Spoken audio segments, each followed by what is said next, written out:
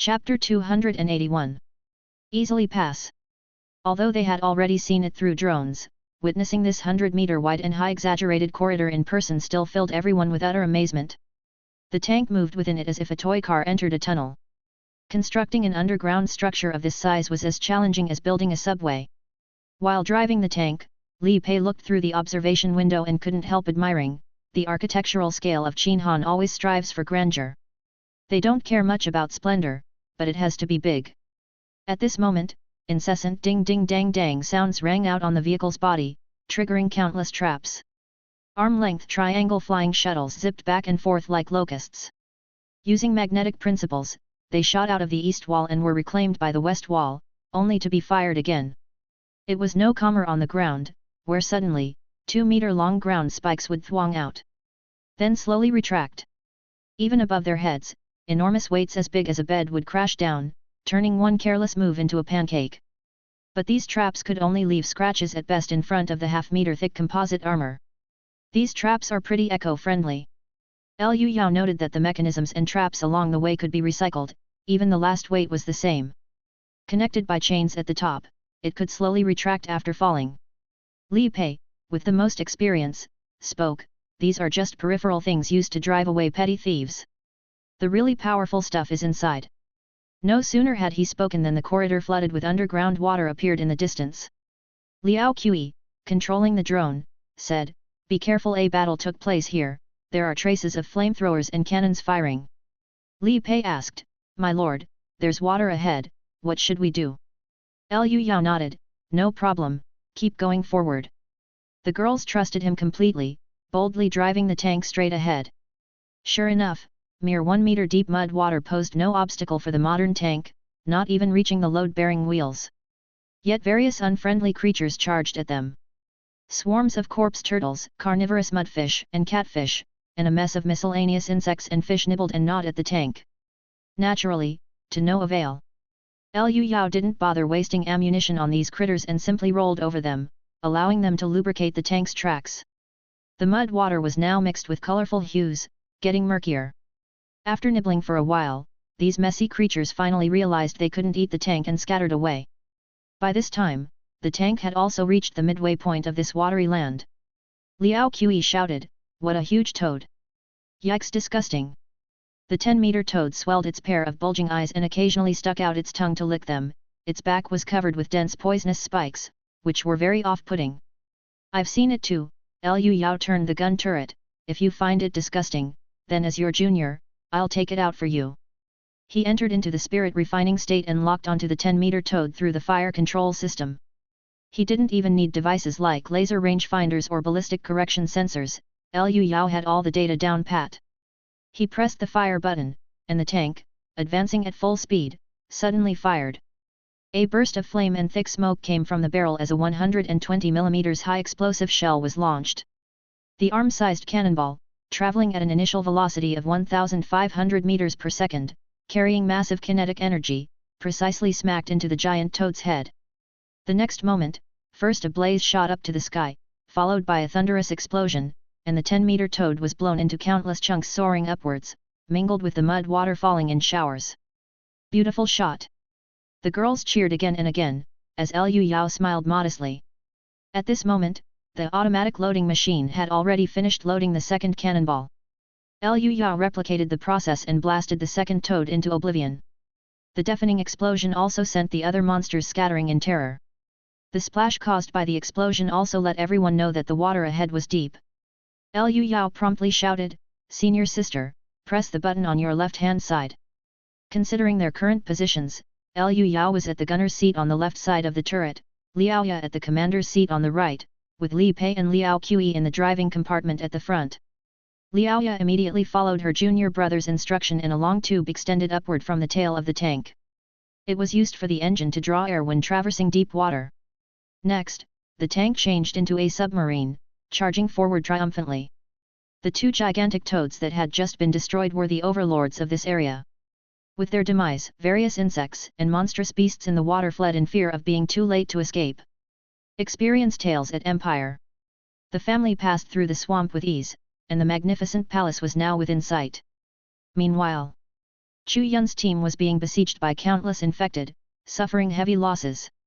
These people, infected by an unidentified fungus, fought fearlessly to the death. The Azuma warriors wielded machine guns and flamethrowers, gruesomely reenacting a zombie battle. At this moment, Colonel Areo deeply regretted and cursed with clenched teeth, "I shouldn't have brought these mortals down here to lead the way." The dense fog that was problematic had no effect on the well-built samurai wearing gas masks. But the coerced workers were easily infected, throwing themselves at the samurai to spread the deadly spores, causing even those in the organ-refining realm to suffer. Once the samurai were infected, their movements became rapid and fearless, making them much more difficult to deal with than ordinary infected. Their crazed, irrational attacks that didn't distinguish between friend or foe resulted in even more samurai getting infected, with some in the marrow-cleansing realm succumbing as well. And so the vicious cycle continued. Colonel Areo drew his sword, moved in a flash, and slew an infected from the marrow-cleansing realm. The spores were useless against him, even if they invaded through his ears, mouth, nose, or eyes. His robust body quickly eradicated them. Colonel Areo didn't even wear a gas mask, but he fought his way in and out without any trouble. Just when he was about to continue, he was stopped by Kuki Raiwichi. "Colonel, don't deplete your true chi. At most, we've entered the homeowner's yard, the difficulty lies ahead. You are our trump card, if you use true chi now, we have no hope of conquering this place." Areo's expression darkened. The true chi of someone in the innate realm was limited and precious, only those in the leak-proof realm could afford to squander it. Kuki Raiwichi continued to persuade, "The relics will definitely have more powerful measures in the end, so let us preserve our strength. Let these lower-ranked samurai serve the emperor loyally." Areo nodded slightly, no longer using true chi to strike with all his might but relied on physical strength to wield his sword. The remaining Izumo people, fewer than 50, set up a formation, slowly advancing with the cover of heavy machine guns and flamethrowers. The mass of silhouettes roared as they charged, pulverized by the heavy machine guns. Upon their death, they would release a massive amount of spores to infect even more people. Only the flamethrowers were most effective, turning the monsters into blazing torches. With the help of the flamethrowers, the Izumo team gradually stabilized their formation, coordinated better, and improved their clearing efficiency. At that time, an unusual fluctuation passed through the air. A group of infected looked up towards the sky, stunned for a few seconds before quickly breaking away from the fight and running towards a certain location. Kuki Raiwichi quickly shouted, "Follow them." Chapter 282. First, kill all the Izumo people. The Izumo team hurriedly followed the infected. Among the infected, which numbered just over 400, there were not only mutated workers but also many Izumo warriors. Their bodies were covered with large patches of fungal blotches that sealed up their eyes and nostrils, leaving only their mouths. As they ran, they sprayed powder-like spores from their mouths, dispersing them into the air, which was extremely disgusting. Kuki Raiwichi, however, said excitedly, "Colonel, if we capture one of these things alive and bring it back, we could make extremely potent biological weapons." Areo nodded in agreement, "This is far more powerful than mustard gas or chlorine gas. If it were to break out in a densely populated city, the power is unimaginable. We need to capture one for the military to study." As the two discussed, suddenly there came a cry of alarm. The team had unknowingly entered a huge maze. Due to the blinding method in place, anything beyond 5 meters away became indistinct, and the only option was to blindly follow the infected. By the time they realized something was wrong, it was already too late. The maze was immensely large, with seemingly endless loops as if there was no end in sight. It was also filled with countless vicious traps, with companions occasionally screaming in agony as they perished without a whole body. But the most malicious trap was a thread finer than a hair. This thread was tied at waist height, and 4 warriors who didn't notice it ran straight through, taking several steps before silently splitting in two. The bisected warriors lay on the ground, wailing in agony, begging their companions for a swift end. Their companions granted them relief and continued on, gritting their teeth. After running for an indeterminate time, the dense fog around them dissipated without a trace, and they had followed the infected out of the blinding method. Areo breathed a sigh of relief. If they had kept running, the team would have collapsed. He couldn't help but admire, "Kuki-san, thanks to you we've broken the blinding method. You truly are a man who has conquered relics time and again." "Colonel, you flatter me," Kuki Raiwichi bowed and said, "with your leadership, we are sure to achieve ultimate victory." The group looked around them. They were in a spacious plaza in front of a hall, with a group of them standing there, dwarfed like ants. There were 3 majestic halls arranged in A shape, with the tallest and grandest hall bearing a plaque that read, Hall of Sweet Dew. Countless fungus-covered infected rushed into this place and then became motionless. Kuki Raiwichi made a gesture, and the remaining 50 Azuma warriors immediately readied machine guns, cannons, flamethrowers, and bundles of military explosives. The group formed a battle formation and slowly approached the majestic hall. The grand hall doors were wide open, and a person stood inside. This person was dressed like a noble from the Qin dynasty, wearing a dark-colored wide-sleeved robe and a high crown, cradling a pipa in his arms. Countless infected surrounded him, clustering together. Gradually, their flesh where they were in contact with each other fused and melded like putty, forming a grotesque mass of flesh as large as a double-decker bus in the blink of an eye. The high-crowned man holding the pipa emerged from the writhing mass of flesh, and countless tentacles as thick as utility poles reached out, flailing wildly. Upon seeing this horrifying sight, Kuki Raiwichi made a decisive call, Colonel, this is impossible, we should retreat. Areo eyed the pipa in the man's hand and licked his lips, retreat? Are you joking? Colonel! Kuki Raiwichi shouted. Cultivators only care about their divine soul, and before death, they will refine their bodies to be the last defense of the mausoleum.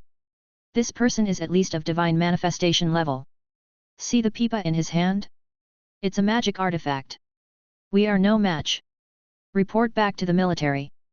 We have uncovered the layout of the relic, and that's a merit that. Areo's gaze on the pipa was fervent, a magic artifact. This is a magic artifact. Since the Song dynasty, no one has been able to make them. They've vanished from the world. He slowly drew his sword from its sheath, his face filled with insatiable greed and desire. This artifact could completely change my life. Kuki-san, fortune favors the bold, and I will not leave. The conversation split into 2 parts. Liu Yao and his group had also arrived at the blinding method location. Li Pei complained, what a thick fog. Liao Yi looked through the commander's observation port and could only see a few meters ahead, echoing, yeah, I can't see anything. If they relied on their naked eyes to find the way, they would definitely end up going in circles. But with Liao Qi's unmanned drone, all illusions were shattered. The drone's view is normal, we are in a strange building, look. Continue reading at Empire. The girl spoke in a delicate voice, meanwhile bringing the display screen before everyone's eyes. Liu Yao said, I see it, my fire control system also shows it as normal. The blinding method was utterly ineffective against electronic surveillance equipment, allowing everyone to clearly see that they had entered a giant maze. The maze was composed of countless huge walls stretching from top to bottom, carved with numerous small seal script characters and decorated with horse and deer murals. Liu Yao swiveled the gun barrel and fired at a wall, blasting a large hole. Just walls 2 or 3 feet thick, let's just break through, move in a straight line towards the main hall marked on the map. Got it. Li Pei floored the accelerator and crashed the tank into the maze's wall. With a thunderous crash, the tank, weighing over 50 tons, used its momentum to topple the wall. Liu Yao was busy too, occasionally firing in advance to create a large hole in the wall for easier passage. Liao Qi placed the display screen in front of Li Pei's face to facilitate navigation. Directed by the drone, the tank carved a straight path through the maze, heading straight for the Grand Hall. On the way, they encountered several infected who were also on the move. At the sight of the tank, they screamed and pounced, bodies releasing countless spores in a powdery form. Unfortunately, they were utterly ineffective against the NBC protection tank. Liu Yao operated the flamethrower to unleash a dragon of fire, turning these monsters into blazing torches. There's definitely something strange inside the relic, good thing I came well prepared. The tank quickly broke through the maze, and Liao Qi controlled the drone to climb higher, being the first to spot the lively scene ahead. The Izumo people are fighting a monster. This monster looks familiar, we saw it in Jinling. Isn't this the same kind that Hong Ronkan turned into? So disgusting, all those tentacles. Liu Yao laughed, and there's someone I know. What's the name of that cultural relic collector who tried to recruit me? Kuki Raiwichi. The man holding a pipa with a high crown on the meatball that the Izumo warriors were besieging was particularly conspicuous. Li Pei solemnly reminded, cultivators believe that cultivation is like crossing the sea, the body is the ship, and the divine soul is the person inside the ship. They do not care about the body and like to turn it into a guardian of mausoleums and relics. The pipa that man is holding is a magic artifact, this battle will be tough, everyone should be mentally prepared. Liao Ye, with a stern face and a sharp gaze, aimed the anti-aircraft machine gun. Who do we hit first? Liu Yao loaded a white phosphorus shell into the tank. Humans are more terrifying than monsters, let's kill all the Izumo people first, then we can slowly deal with the monster. Understood. Chapter 283, Let Go when it's time to let go. The Izumo warriors surrounded the monster, greeting it with machine guns, cannons, and flamethrowers. Colonel Areo, wielding a katana infused with true chi, leaped and danced, slashing gashes meters long on the monster's body. The situation looked very promising, and the Izumo people were excited, but their expressions quickly froze. In just a few seconds, the wounds on the monster's body healed themselves. It immediately lashed out with its tendrils in retaliation, prioritizing those holding flamethrowers. With a loud bang, a samurai carrying a flamethrower was whipped away by a tendril as thick as a telephone pole. Like a baseball bat hitting a ball, he spewed chunks of his innards and flew dozens of meters before tumbling to the ground. The fuel from the flamethrower spilled out, ignited by sparks produced by the friction from the tumbling, and the samurai let out a horrific wail as he burned alive. Die, monster! A one-eyed samurai shouted, throwing a pack of explosives at it. The monster, batting it back as if playing badminton, sent the pack flying back and blew the samurai who had thrown it to smithereens. Ignoring its disdain, the monster's tendrils dragged the remains into its body, growing slightly larger. The sounds of shouting and firearms firing merged into one, the two sides fighting fiercely, like a scene from a sci-fi blockbuster. So much so that Liu Yao, upon seeing this, didn't rush to take action and instead said, "This is exciting. Why don't we watch for a while? After all, it makes no difference who the Izumo people die to. Let's also see what moves this monster has. Oh, right, does anyone have snacks?" Kuki Raiwichi, having undergone blood exchange and achieved spirit refinement firmness, should have played a crucial role. But he was slacking off, and as his own formation was completely disrupted by the monster, he slipped away quietly. Idiot Areo! You can't even control your greed, how did you ever advance to the innate level? Kuki Raiwichi, a cultural relic collector, was actually a tomb raider who specialized in pilfering Shun dynasty graves. Over the years, he had entered countless ancient tombs and encountered numerous eerie occurrences. His extensive experience reminded him of one principle. Don't be greedy, let go when you should. This sight had surpassed their abilities, and everyone was bound to be killed because of Areo. Discover hidden tales at Empire. So, I can't afford to die for this idiot. I need to think of another way out. Kuki Raiwichi had a deep understanding of Shun dynasty architecture, and the palace complex was clearly in the style of the Qin Han era. The surrounding subordinate halls for strong men offered little reward.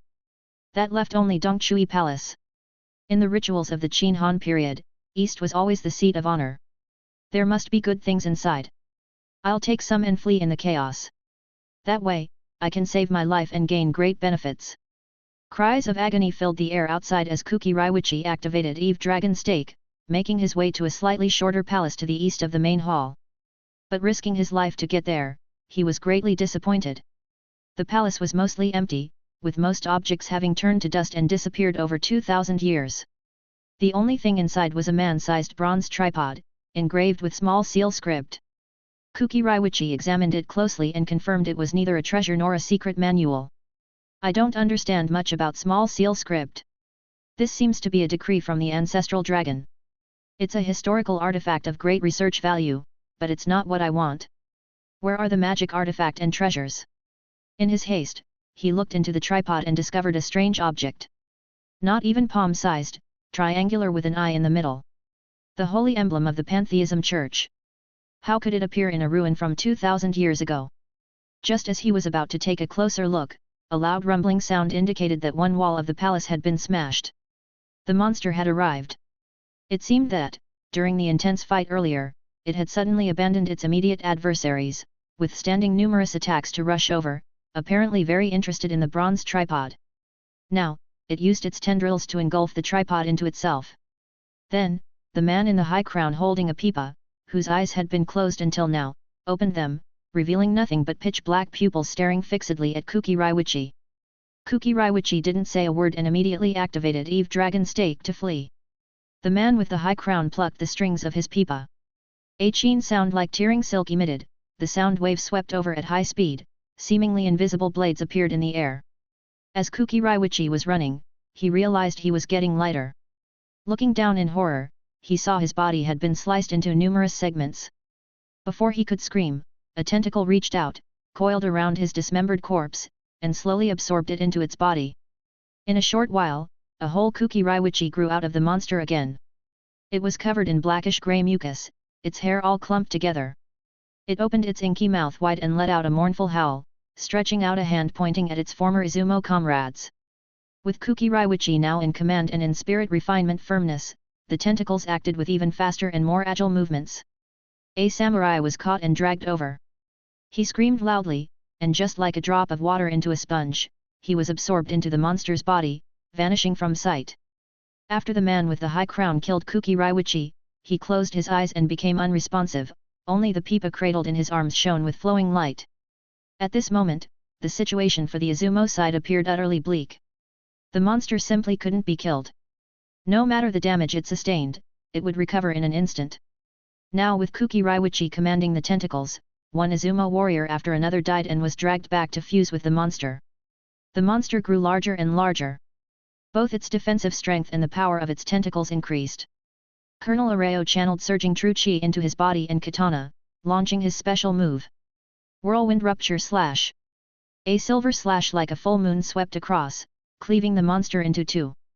But to the despair of all, the monster instantly healed back together, completely impervious to physical attacks. At this moment, less than 5 minutes into the battle, from the original team of 50 Izumo people, only 10 remained alive. Colonel Areo, his hair disheveled, was panting heavily, his eyes fixed on the monster that had nearly tripled in size. His true chi was almost depleted, his forces reduced by 9/10. This was a harrowing defeat. The remaining Izumo warriors looked at each other and shouted, "Colonel, we must retreat, there is no hope left." Colonel Areo deflected a tentacle attack with a swing of his katana, crying out like a madman, "Damn it! The magic artifact is right in front of us, I can't accept this.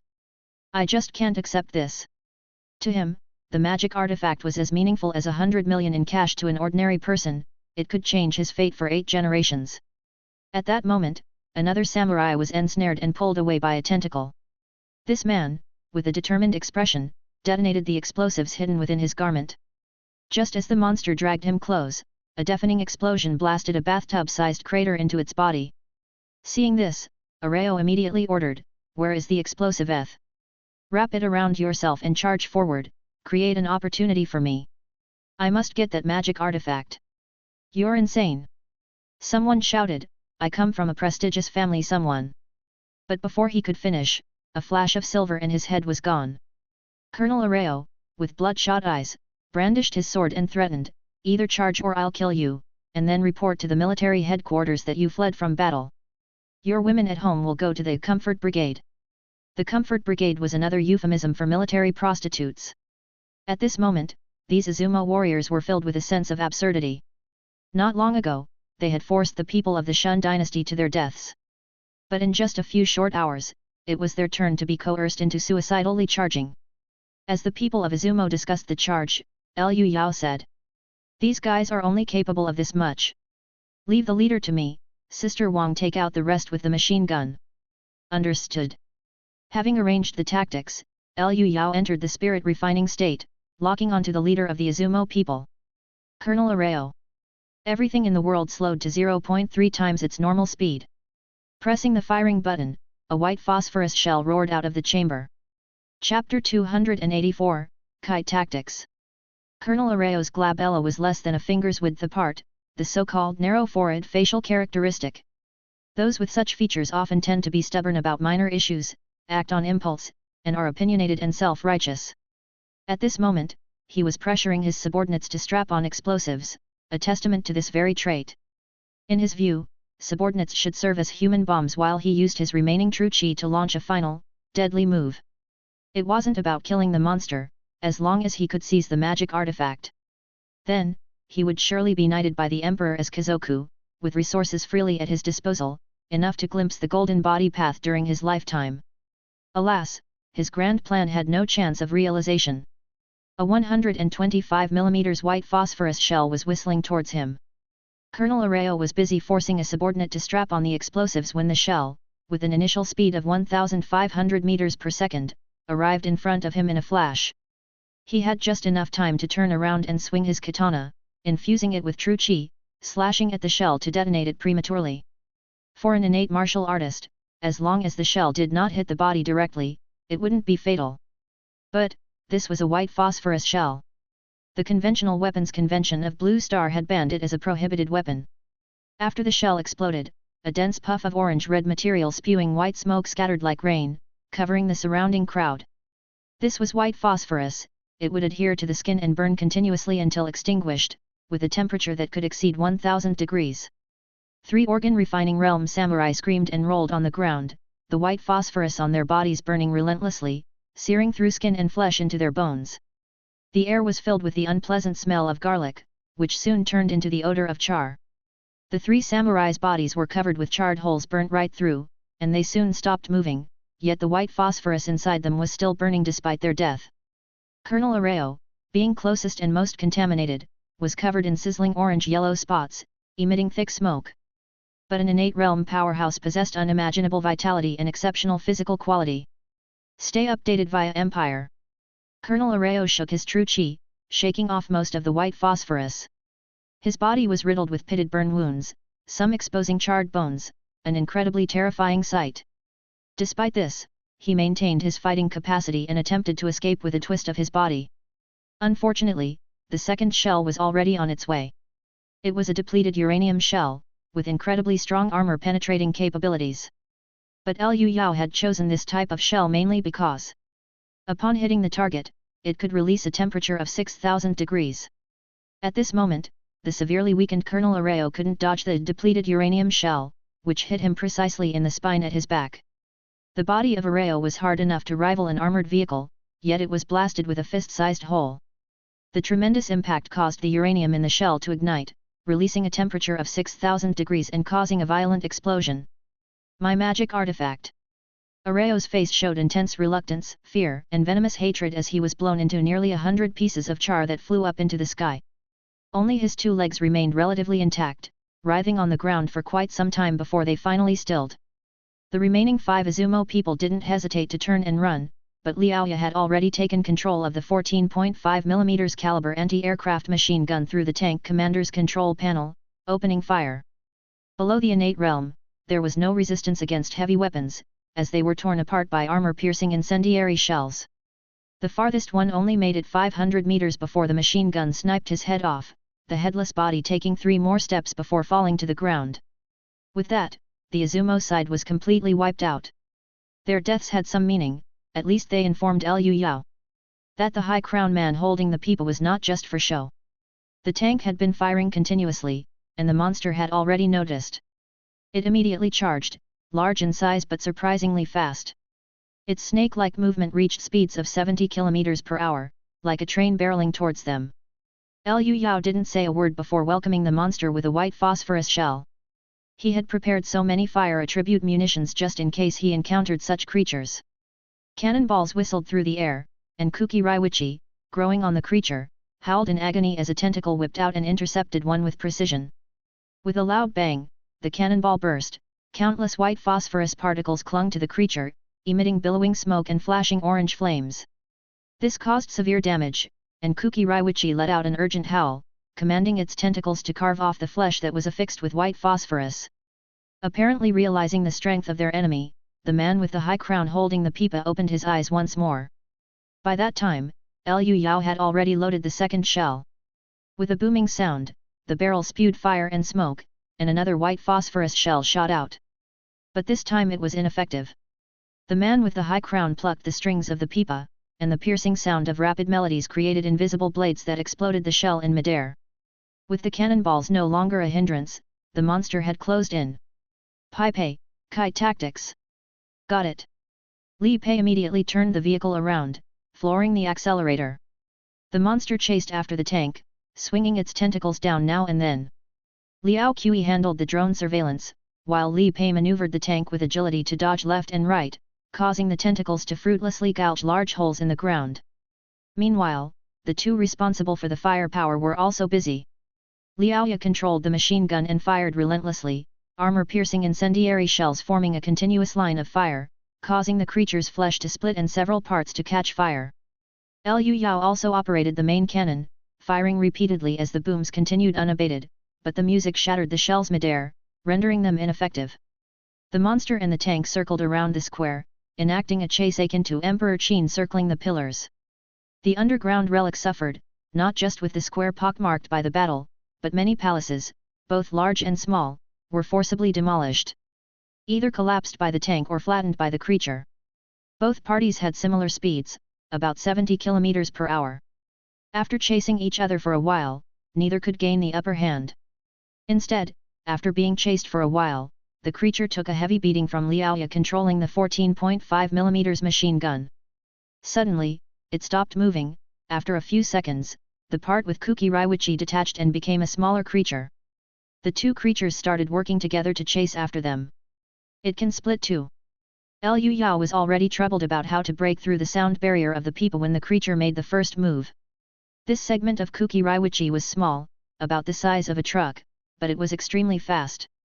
Using its tentacles on the ground for added propulsion, it suddenly caught up to the tank. Die, damn you! Without a second thought, Liu Yao rewarded it with a white phosphorus shell. Kuki Raiwichi tried to intercept the shell with a tentacle, but its decreased size also meant weaker body strength and power. The tentacle was severed by the shell, which burst inside the creature, billowing flames and thick smoke pouring out from its body. Kuki Raiwichi emitted a mournful howl, no longer caring for its injuries. It used all its tentacles to entangle the tank, allowing the main body to come and clean up. Dragging a giant octopus-like creature, the tank's speed was noticeably reduced. Having lost part of its body, the creature's speed notably increased, and it was now within 50 meters. It was over 5 times the size of the tank, and it wasn't clear what would happen if it managed to entangle them. However, Liu Yao wasn't the slightest bit panicked. He had prepared for close combat. A flamethrower. The flamethrower was located on the right side of the tank turret, and it was just within range. Hastily activating it, Liu Yao sprayed Kuki Raiwichi full in the face. Wrapping it in fierce flames, it let out an especially mournful and tragic "ah!" Its body carbonized, emitting a disgusting burnt smell. Liao Ya's machine gun continued to spray bullets. Under the multiple attacks, Kuki Raiwichi's entire body was ignited, resembling a coal burning red hot. One by one the tentacles broke off and could no longer entangle the tank. It rolled to the side of the road and burned on its own, and in a short while, it was thoroughly charred to ash. Chapter 285, Shot Dead. While dealing with Kuki Raiwichi, the monster's main body had finally drawn near. Liu Yao turned the turret around, readying to serve it with cannonballs and a flamethrower, but the man with the high crown struck first. He rapidly strummed the glowing, colorful pipa, the thick strings clattering like heavy rain. The urgent pipa music resounded. The visible sound waves swept through the air at high speed, forming sharp projectiles that bombarded the tank with clangs, as dense as rain pelting on banana leaves. They actually produced numerous cuts on the tank, each about 3 centimeters deep and nearly half a meter long. The cuts were dense and crisscrossed, mostly concentrated on the turret. That wave of attack was terrifying in its effect.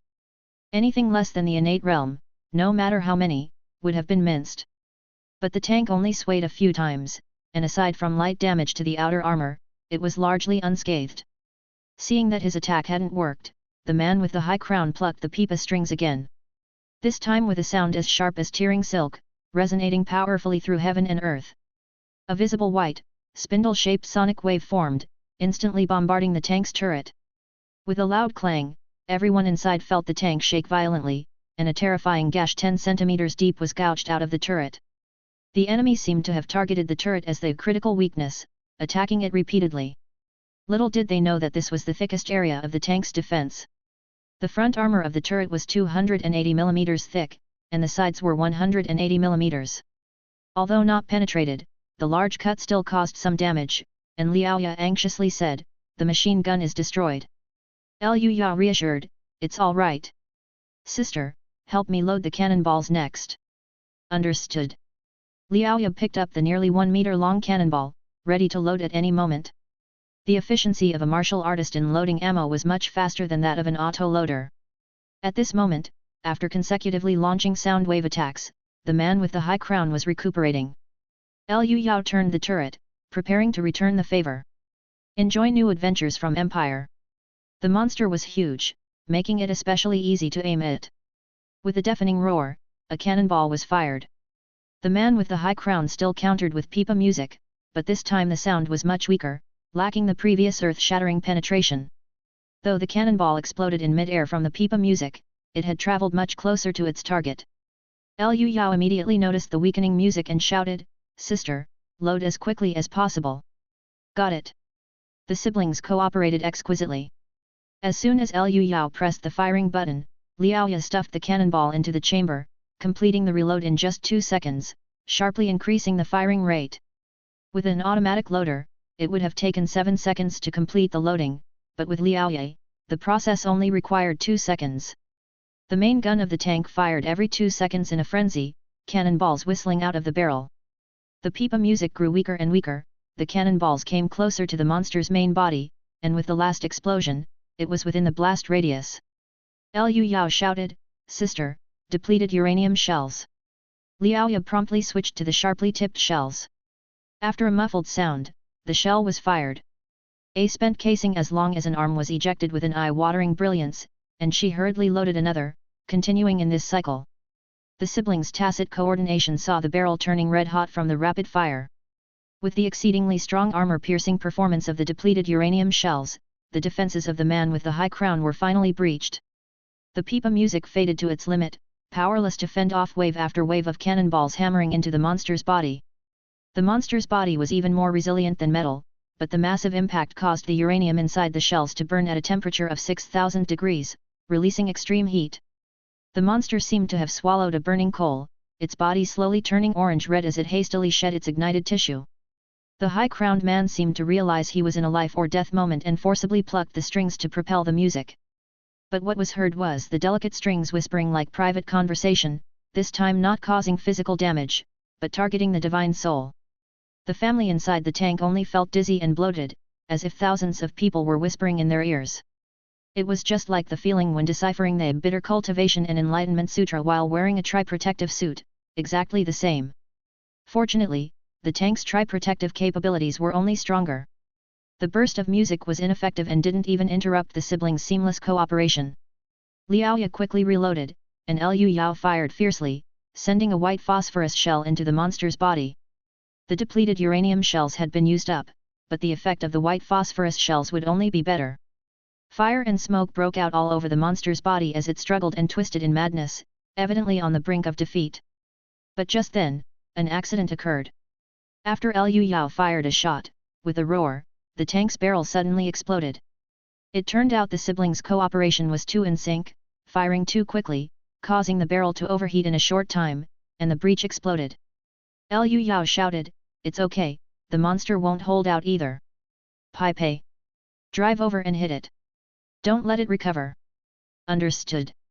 Li Pei turned the direction and floored the gas pedal, charging the tank towards the monster.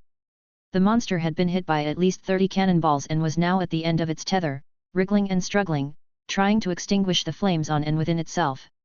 As soon as they were in range, Liu Yao also deployed the flamethrower, spewing out a fire dragon. At this moment, the monster stopped attempting to save itself and instead charged forward desperately. It collided fiercely with the tank, all its tentacles and limbs entwining with it. The tank creaked under the stranglehold, and tentacles kept lashing out, the dull thuds merging into one continuous sound. But the tank only shook and slid sideways continuously, and apart from some weaker spots in the armor being slightly dented and deformed, there was no significant damage. Inside, the family was completely unharmed. Liu Yao wielded the flamethrower, and the three sisters clenched their fists to cheer him on. At first, the monster could wrestle with the tank, but then it was pushed backward until it finally fell to the ground, struggling helplessly. By then, it had been completely ignited, like a red-hot piece of coal, glowing red. Liu Yao stopped the flamethrower, and Li Pei also stopped the tank. The group watched through the observation ports as the monster struggled in its dying throes, the blaze filling the cabin with an orange hue. A while later, the monster stopped moving completely. It looked like charred wood, occasional gusts revealing spots of fiery red. At this time, under the fleeting return of consciousness, the high-crowned man seemed to regain a hint of awareness, looking around with confusion, murmuring to himself. This scene was familiar. In Jinling's Heavenly King's mansion, Hong Rongkan had looked the same before his death. Liu Yao, wanting to gather more information, climbed out of the tank and approached softly, saying, Liu Sheng. The high-crowned man turned his head upon hearing his name, muttering, Su Fu. Su Fu. Su Fu. He kept saying Su Fu, each time with deeper hatred, as if harboring an immense grudge. Liu Yao then asked, what happened with Su Fu? Liu Sheng spoke intermittently, reporting to His Majesty. Su Fu harbors ill intent. After uttering this sentence, he turned to char and became motionless. The monster's body also turned to char, then slowly crumbled into a pile of black ash. A breeze seemed to blow through the underground palace, brushing away the black ash to reveal a red-hot bronze cauldron and a luminous, extraordinary pipa. Chapter 286. A magical treasure that can be put into ears and eyes. The body of the creature was quite resistant to burning, like coal, and turned into black ash after burning. Upon seeing the battle was over, the three girls emerged from the tank. Everyone made a beeline for the most conspicuous pipa. The pipa shone with radiant colors and seemed to be made of fine jade.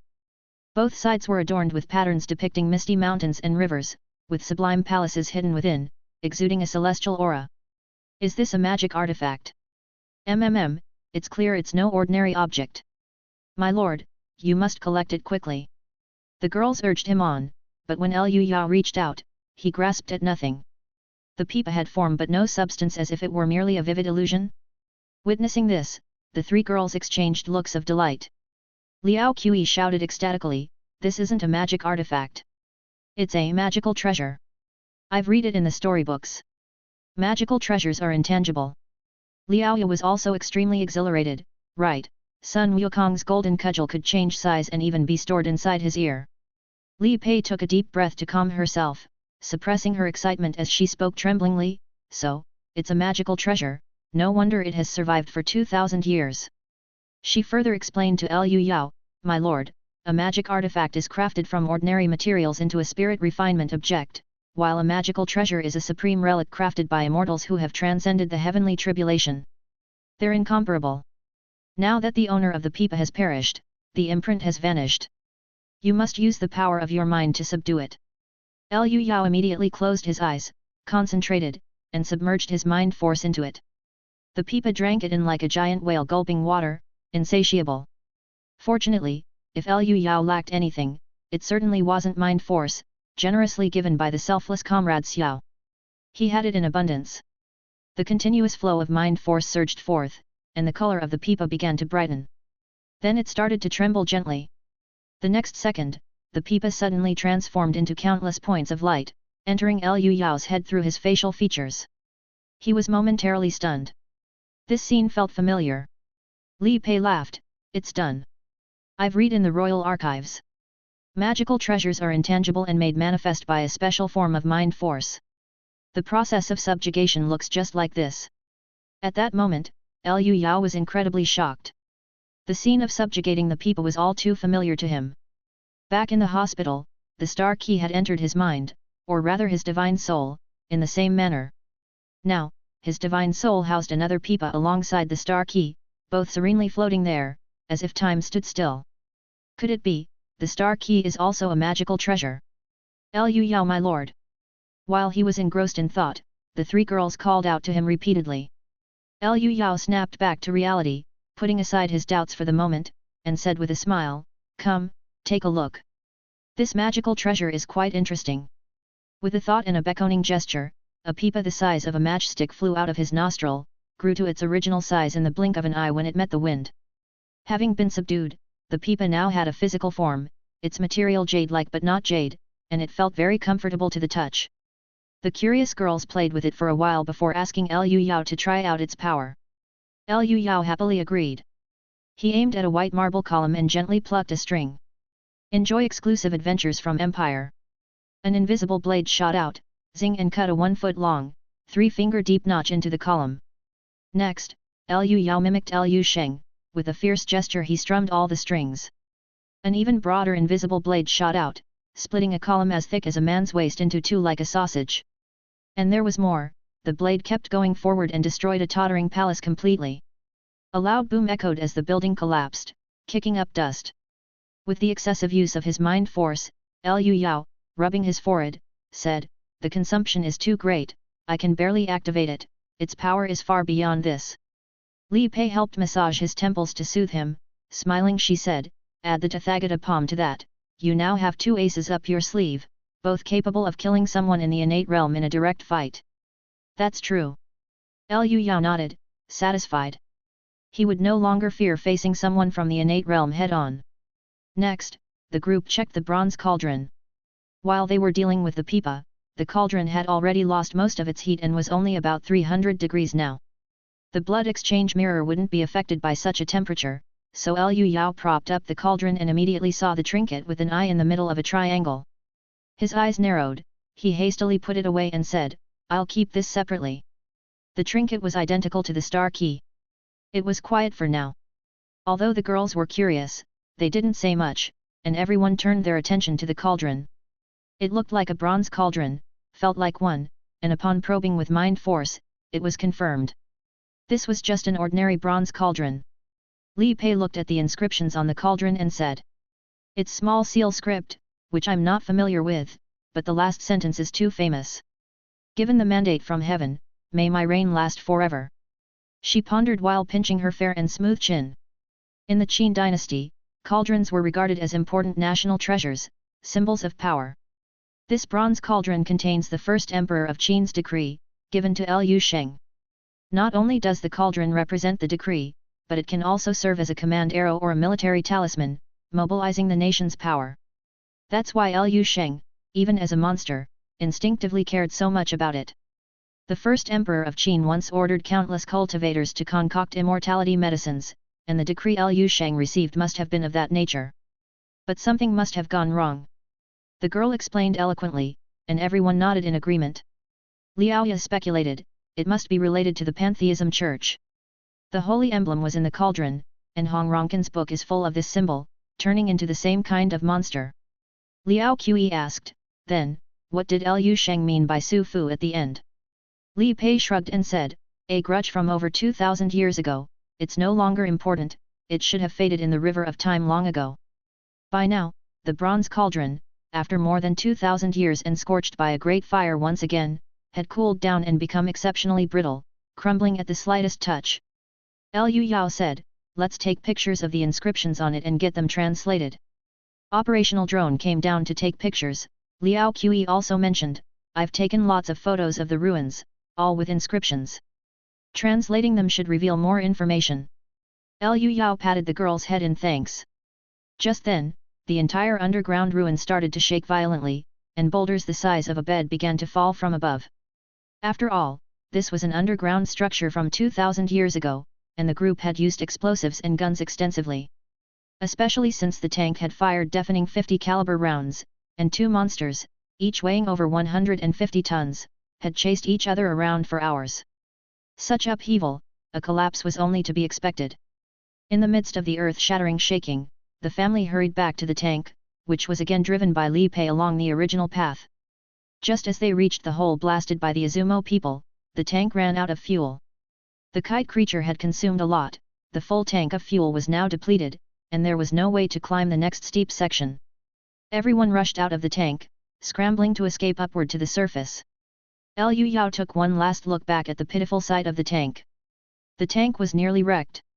It was sliced by the pipa's musical blades, beaten by monsters, resembling a cutting board used for 10 years, its body covered in crisscrossing scars and dents, and some of its thinner armor almost pierced through. Even the main cannon and machine gun had been damaged. Not long after the group reached the surface, a massive sinkhole occurred, burying the entire relic under millions of tons of soil and rocks. At this moment, 3 spiritual sparrowhawks landed to meet them. Liu Yao massaged the spiritual sparrowhawks and fed them a large handful of wisdom spirit pills. The family changed into flying suits and set off for home. The spiritual sparrowhawks pulled everyone higher and higher, and the world beneath them grew smaller and smaller. This was a remote mountainous region devoid of human presence. The extensive traces left by the excavation of the Izumo people would be engulfed by the forces of nature in a matter of days. Chapter 287. Good day. When the family returned, it just so happened to be the day of Emperor Yong'an's sovereignty ceremony, which was on the first day of January. After resting for a night to fully recharge, Liu Yao sat in the pavilion and took out the second star key he had found in the ruins to examine. This thing looked like an ordinary metal ornament, and no matter how he tried, conventional methods elicited no response. Let's not forget, its brother had been in the Star Alliance military base for countless years. If its secrets were so easy to discover, it wouldn't have been left for Liu Yao to find. It seems that, like the one given to me by Zhang Xin, I'll have to try using radioactive material. Liu Yao made up his mind to make a trip back to Blue Star, prioritizing this matter. He also planned to download the small seal script Chinese character reference sheet from the internet to decipher the text in the ruins. Just then, Sua Area, the well-behaved girl, came with the newspaper. "Uncle Master, the paper says Emperor Yong'an has officially taken charge." The little girl was very thoughtful, always bringing newspapers or tea to Liu Yao when she saw him alone, her sweet smile instantly lifting one's mood. The headline on the newspaper was, of course, about Emperor Yong'an taking personal command. This unlucky child ascended to the throne 15 years ago, and has finally taken charge. Liu Yao scanned through the paper and found another piece of news quite interesting. It was a joyful occasion with the new emperor taking control, and surely there would be an imperial amnesty and lavish rewards. Especially for the 4 great grandmasters who drove away the Empress Dowager, they certainly deserved gratitude. But the most generously rewarded were Zhou Gong and Yuan Kaisheng. Zhou Gong was appointed a first-rank marquis, Grand Scholar of the Eastern Pavilion, Minister of Military Affairs, and a long list of titles were added. Despite the immense fiscal pressure, funds were allocated to support his expedition to the western frontier. The newly promoted Great Grand Master, Yuan Kaisheng, was bestowed with a slew of honorific titles such as Governor of Southern's Hilly, Northern Ocean Grand Minister, Minister of Railways, but the core appointment was Minister Director of Military Training. Tasked with training new troops in Jinmen, it equated to granting him military power. Understanding this, Liu Yao immediately grasped that Emperor Yong'an was playing the game of division, attraction, and balance. The 2 key figures he focused on were also very suitable, one being Zhou Gong with extremely high reputation in both the court and the public, and the other being Yuan Kaisheng, whose strength was the weakest among those who had ascended to Jin realm. As for the outcome, whether the political strategies of a world ruler with supernatural powers would work, Liu Yao had no interest whatsoever. As long as the Shun dynasty can hold together before I come into my own. Of course, in its current state, I will inevitably sweep it into the dustbin of history. Setting down the newspaper, Liu Yao willed it, and a pipa that grew as it met the wind appeared from his mouth. Human orifices are interconnected, and theoretically, one can retrieve a magical treasure from anywhere. Strumming the strings, a rendition of The Smiling Proud Wanderer began to play. This magical treasure was not just a weapon, it could also be played as a musical instrument. But unlike ordinary instruments, one must infuse mind force to produce sound, and the sound could easily carry for 2 kilometers. Amid the clear, bright sound of the pipa, 3 spiritual sparrowhawks were the first to land, cocking their heads to listen attentively. Soon after, other birds carefully perched on distant branches, listening intently. The 3 sisters also ran over, with Liao Qi saying, "Not calling us over to play music." 3 pairs of beautiful eyes stared unblinkingly until the man before them finished playing. The pipa retracted its divine soul, and Liu Yao sighed in relief, saying, "This thing is much better at tempering mind force than ordinary instruments." Li Pei smiled admiringly, saying, "Listening to my lord play the pipa is of great benefit to one's state of mind, I feel an extraordinary calmness." Liu Yao wrapped his arms around her slender waist and said, "I'll give you a good massage in a moment. I need to leave for a few days." Upon hearing this, Liao Qi whispered, "Why not leave a day later? Today is my fertile day." Liu Yao immediately understood, she was indicating it was the day she was most likely to conceive. At that moment, Li Pei also said, "My lord, today is my fertile day too." Both women were anxious to have children. This was because from the innate realm onwards, conception becomes exceedingly difficult for both men and women. And with their own men's rate of progress, that day would not be far off. Liu Yao nodded and said, "It's fine, one day doesn't make much difference." He first went to Li Pei's room and carefully washed his face with cleanser. Both of them had undergone the blood exchange mirror, and their physiques were robust, their bones as strong as refined steel. Therefore, Liu Yao didn't need to be cautious. He exerted full strength in the carp stance, plunging the royal lady directly into a state of oblivious meditation. At that moment, Li Pei's hair was disheveled, she had lost all her royal composure, but she still bit down on a towel firmly. Who knew how long it took, but the carp stance finally ended. Li Pei used her strong will to keep awake and immediately hugged her legs to her chest, holding a strange position that was said to be a secret method of the royal family. Yet while being watched by Liu Yao, she felt somewhat uneasy and urged, "Husband, go to the younger sister from the Liao family." Liu Yao, grinning, pinched her and went to Liao Qi's room. Liao Qi was already prepared, waiting under a bedsheet for her junior brother to come over, then she too bit down on a towel. Discover hidden tales at Empire. But she soon spat it out and said coyly, "You are a whole major realm higher than me, go easy on me later." The next morning, having accomplished his dual responsibilities, Liu Yao was bright and energetic. He brought out the pipa and played the tune "The Break of East Wind," attracting numerous onlookers. Many animals instinctively knew that listening to a spirit-refining expert perform was greatly beneficial, and they even overcame their fear of the three spiritual sparrowhawks to join the crowd as music fans. However, today's audience had one more person. True person Zhou He had arrived. There was the sound of a car stopping outside. The deist had arrived by car, with his luggage on board.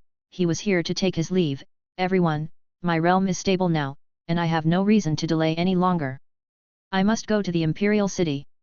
Li Pei saluted with a fist and said, "Congratulations, deist. The imperial court will surely bestow a title upon you, and from now on we will have to address you as true person Zhou." "I've never cared for such empty titles," Zhou He said with a wry smile, evidently not keen on entering the city. Afterwards, Zhou He looked at Liu Yao and said, "I heard the music from afar.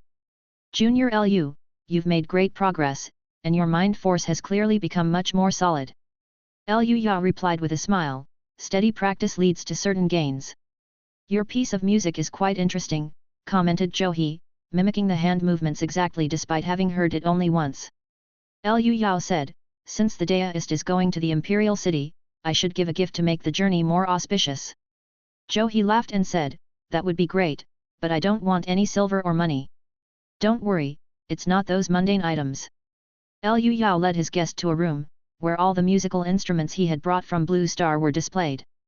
"Since the deist appreciates music, please choose a few that you like, to relieve boredom when necessary." Looking at the room filled with instruments, Zhou He was quite curious. There were a few he had never seen before. After examining them, Zhou He first chose a saxophone.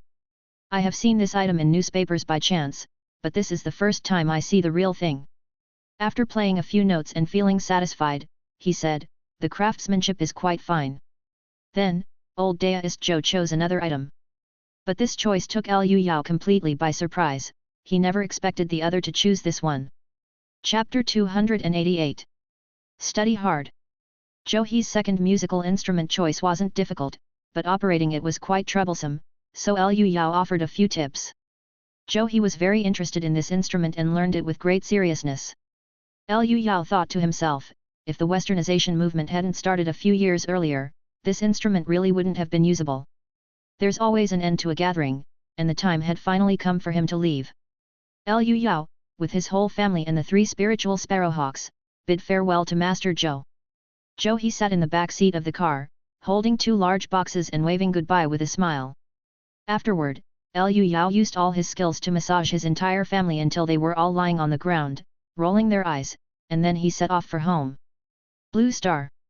In the fairy tale like ice and snow world, suddenly a green, vortex-shaped portal appeared. The next second, Liu Yao emerged from it.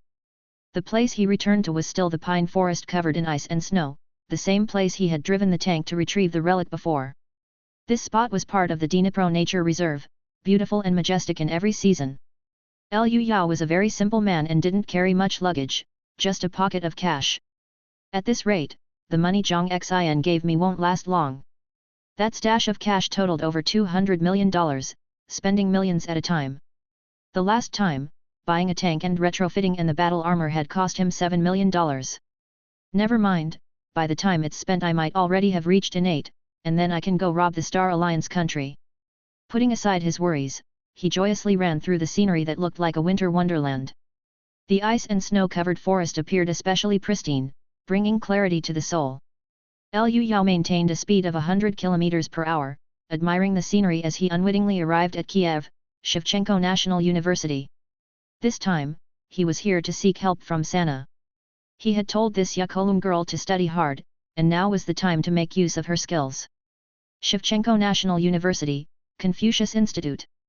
Enjoy exclusive content from Empire. Before my bed, the moonlight's glow, suspected frost upon the floor. Sana was reciting a poem in broken Xia language, surrounded by classmates also studying Xia language. Even though they were all bright students from Shevchenko National University, Xia language was still difficult for them.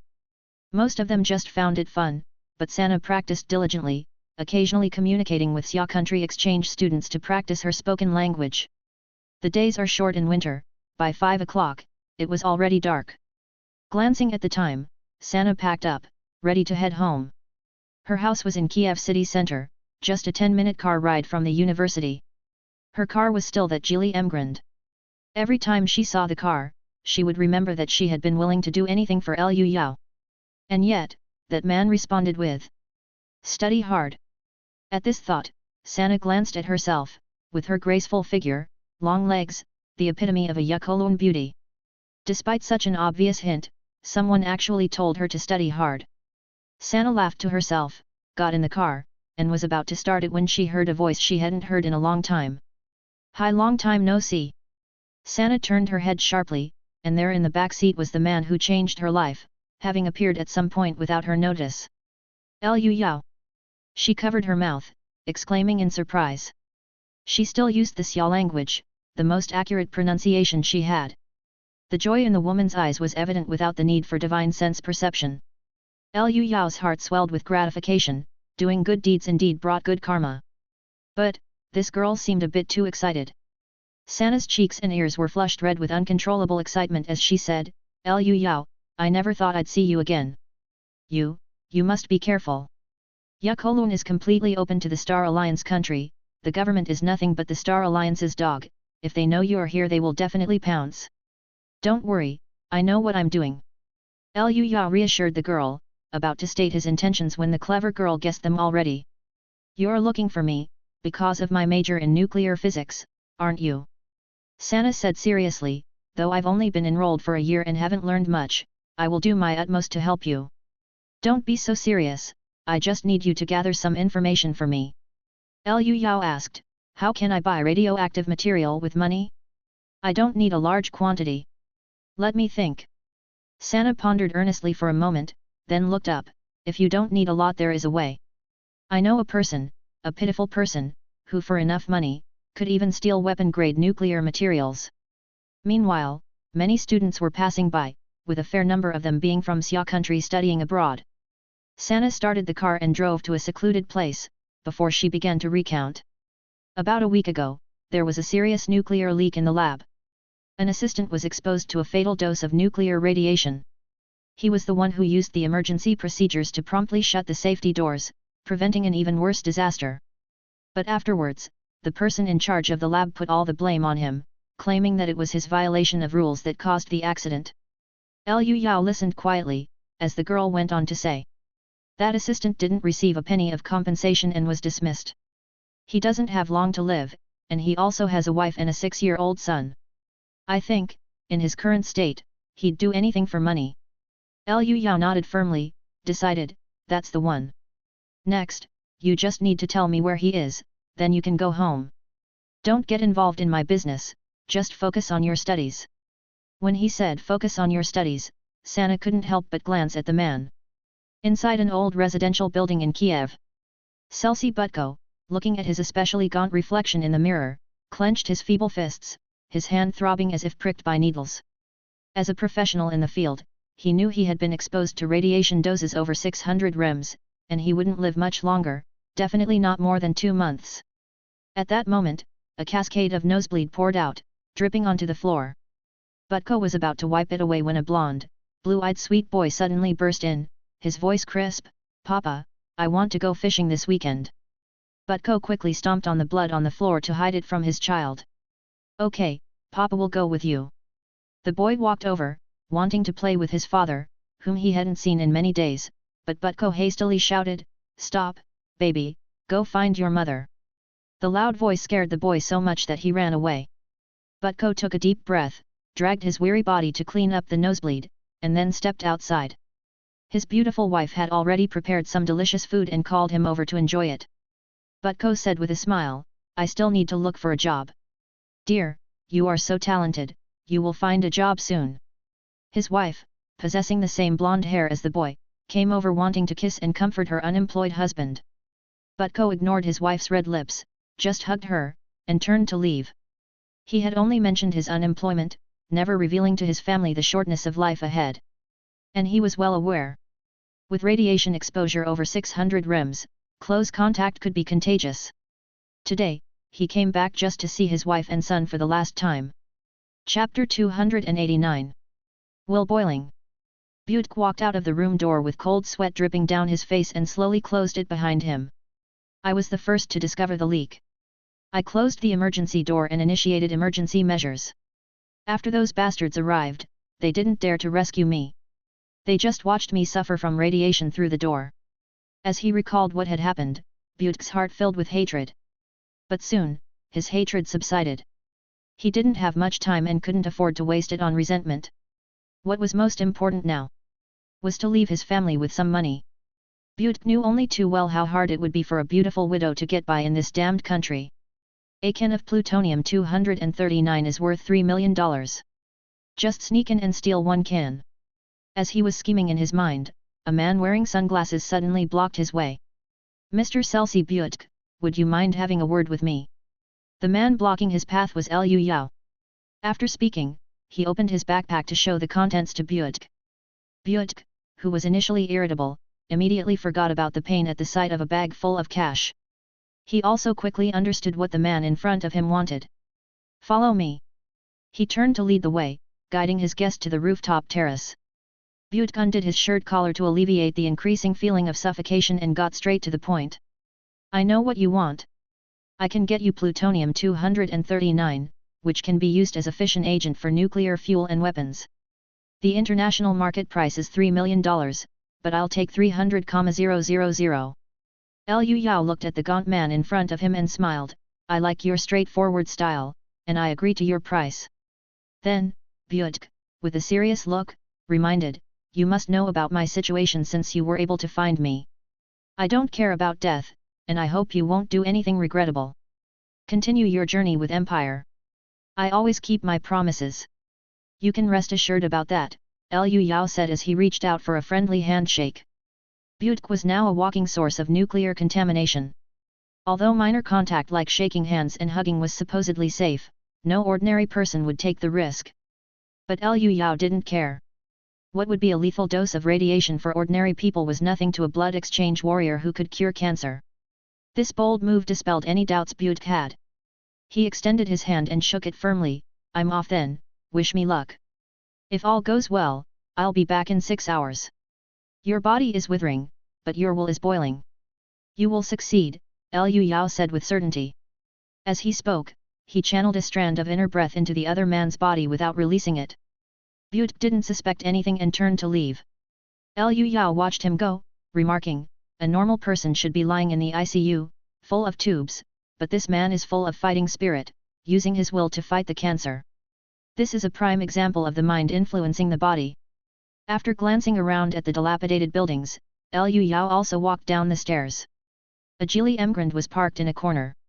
After getting into the car, Liu Yao said, he's an excellent choice. Thank you for your suggestion. Sana breathed a sigh of relief, glad her suggestion had been effective. Then she started the car and said, I'll take you to get a burner phone card, it will make contact easier. It was a kind gesture from the girl, and Liu Yao had no reason to decline. Such phone cards were often registered using the identities of street vagrants, effectively making them unregistered. As the number of people involved in drug trafficking and smuggling increased, these cards became quite popular. The two drove to an even more run-down neighborhood, littered with debris and makeshift shacks. The streets they had been on before at least had streetlights, but here there were only oil barrels set aflame, around which many homeless and drug addicts gathered for warmth. When they saw Sana's car, several malicious gazes swept over them. She said with lament, Yukolun, its decline is unimaginable. To earn tuition fees, Sana had spent a fair amount of time in the black market. Although she had been out of the game for a while, she still knew her way around. Parking the car on the side of the road, she flashed the headlights 3 times at a group of people. Soon, a toddler approached warily and asked, "What do you want?" As Sana rolled down the window, she said sternly and directly, "Give me a phone," and handed over a few bills. The toddler's eyes lit up when he saw Sana. But he didn't say much else, skillfully pulling out a broken-down cell phone and handing it over. Sana took it, gave it a quick check, and confirmed it was correct before driving away. The toddler licked his lips, standing behind. Sana removed the SIM card from the cell phone and casually tossed the phone out of the car window. "This is it, you use it first." Liu Yao put the SIM card into his brick-sized PDA, quickly finding a signal. But he was silent for a second, then said, "We've been spotted. There's a black van behind us, the man who sold you the SIM card is sitting in the passenger seat." Far from being scared, Sana was somewhat excited. "Do you need me to find a secluded place to stop?" She vividly remembered being kidnapped and trafficked. It was this very man who had fought his way through the stronghold to rescue her. He was even the one who had stormed through most of the Star Alliance countries' Air Force base and stolen a plane.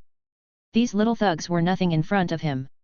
Liu Yao nodded, "Yeah, I'll handle them. Be careful. They definitely have guns." Sana had just parked the car into an alley when the black van followed and blocked the alley entrance.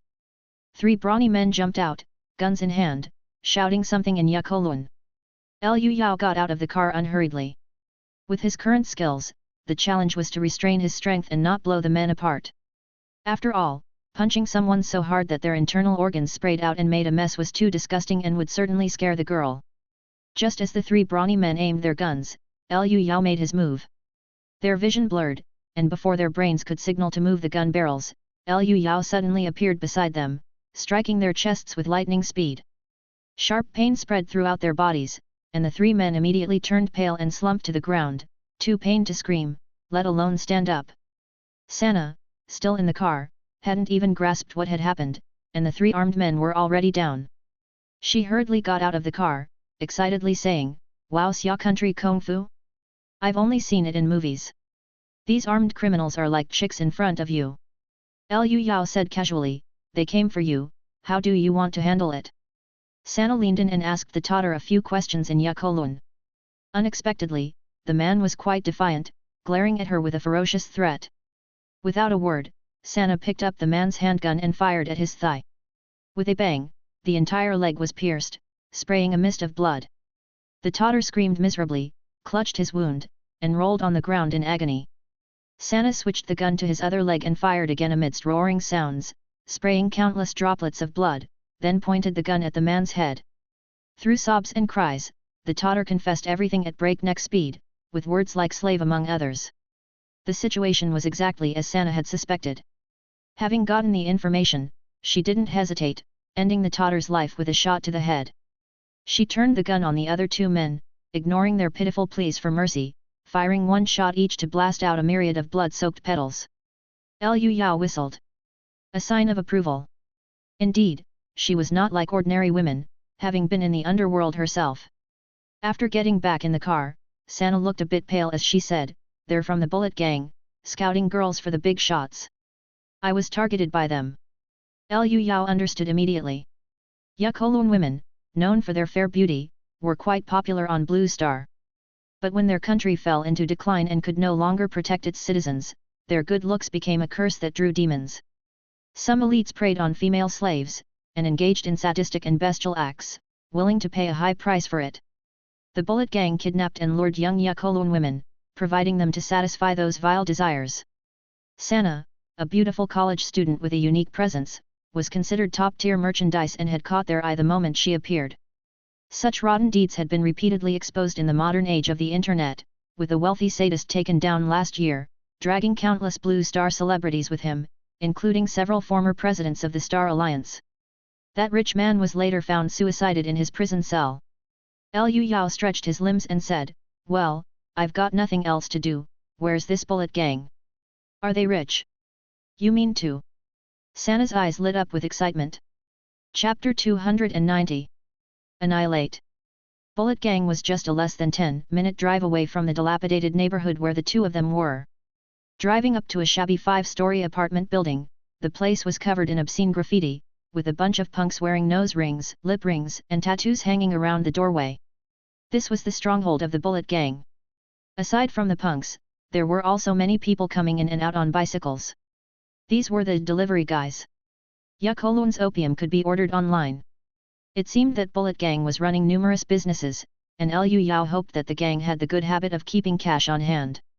Arriving at the entrance of the apartment, about a dozen punks were still puffing smoke. 2 of them pulled out guns and pointed them at Liu Yao, shouting at him in Yakolun's language to take off his sunglasses and duckbill cap. The duckbill cap belonged to Sana, and Liu Yao was just borrowing it to wear, so naturally, he could not lose it. With a slight wave of his hand, a shadow flashed, and the 2 punks found that the guns in their hands were gone. Taking their guns right in front of them, Liu Yao fired with one in each hand instantly. Without even activating the spirit refining state, relying solely on the perception and physical quality provided by the martial Dao realm, 10 bullets whistled out of the barrels and precisely pierced the enemy's foreheads. The speed of firing was so fast that to Sana it looked like these people fell in the same second.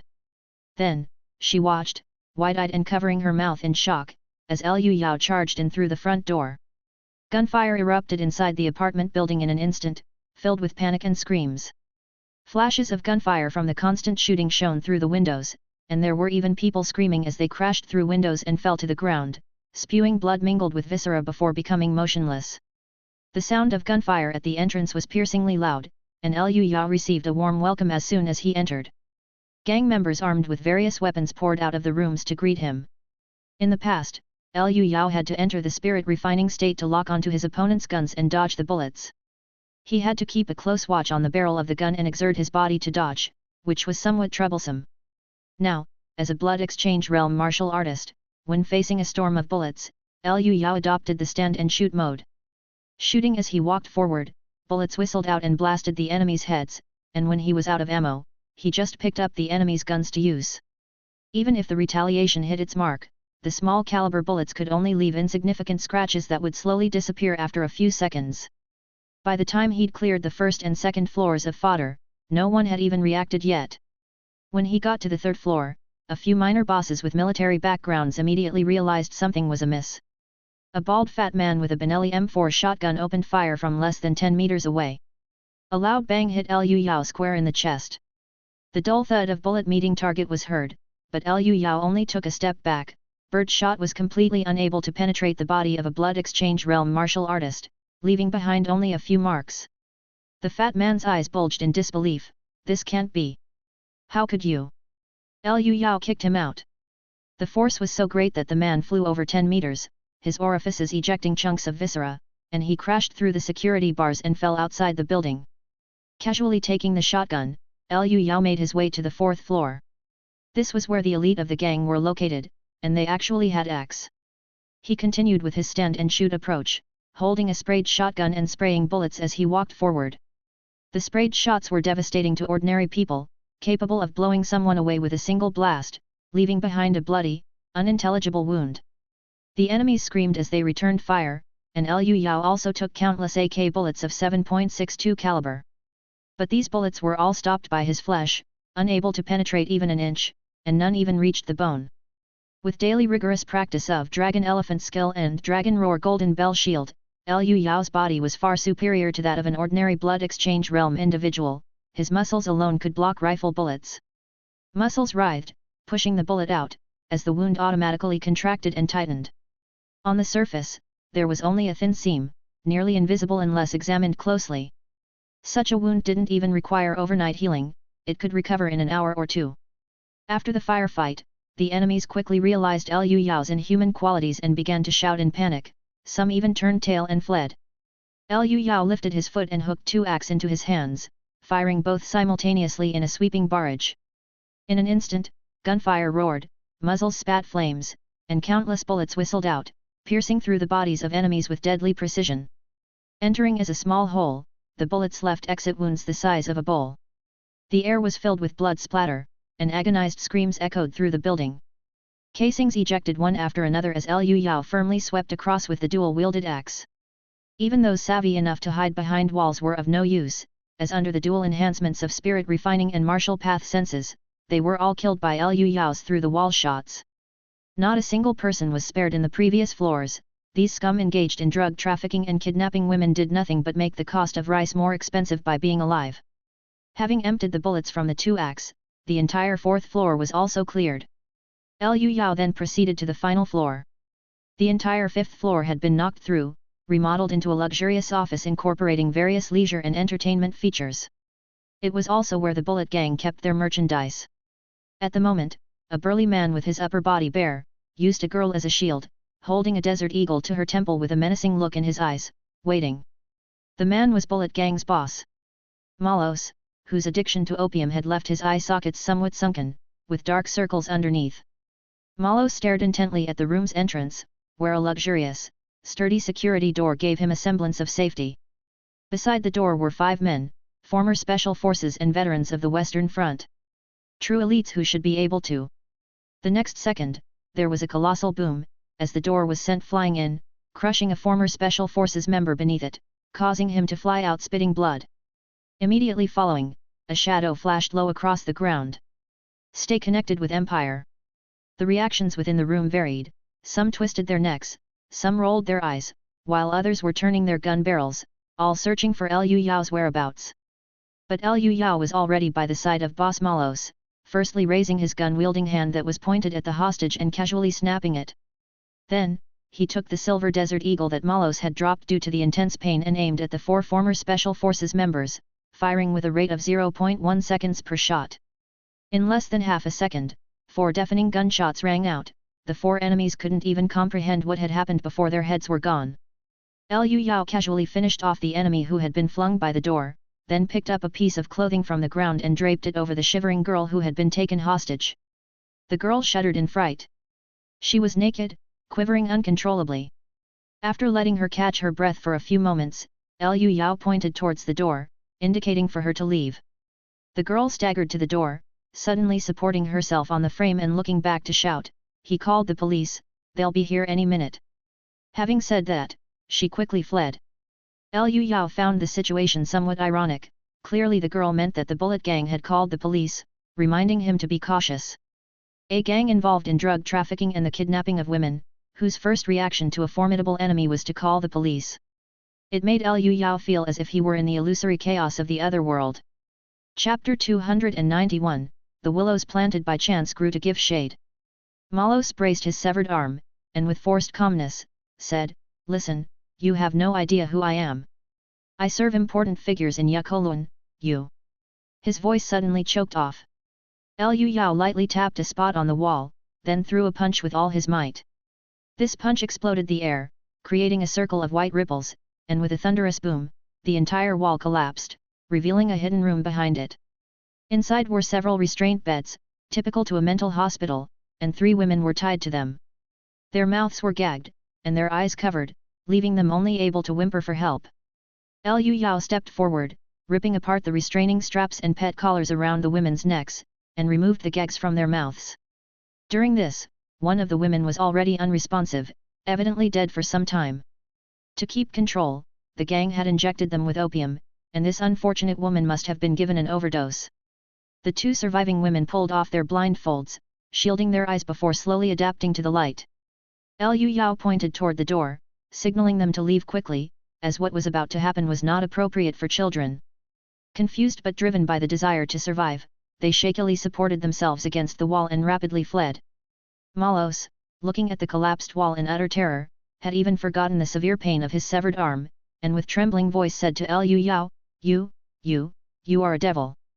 Although he spoke in Yakolun, the word devil sounded very much like the Star Alliance language.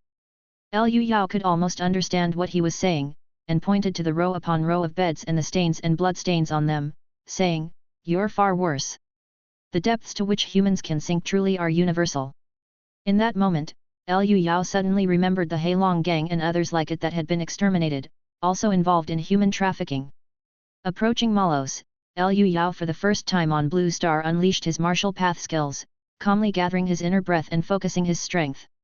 Malos screamed and staggered backward, but the next second, a sky full of punches rained down upon him like a barrage. What Liu Yao cast was blood battle in all directions, which he had once thought to be mediocre in power.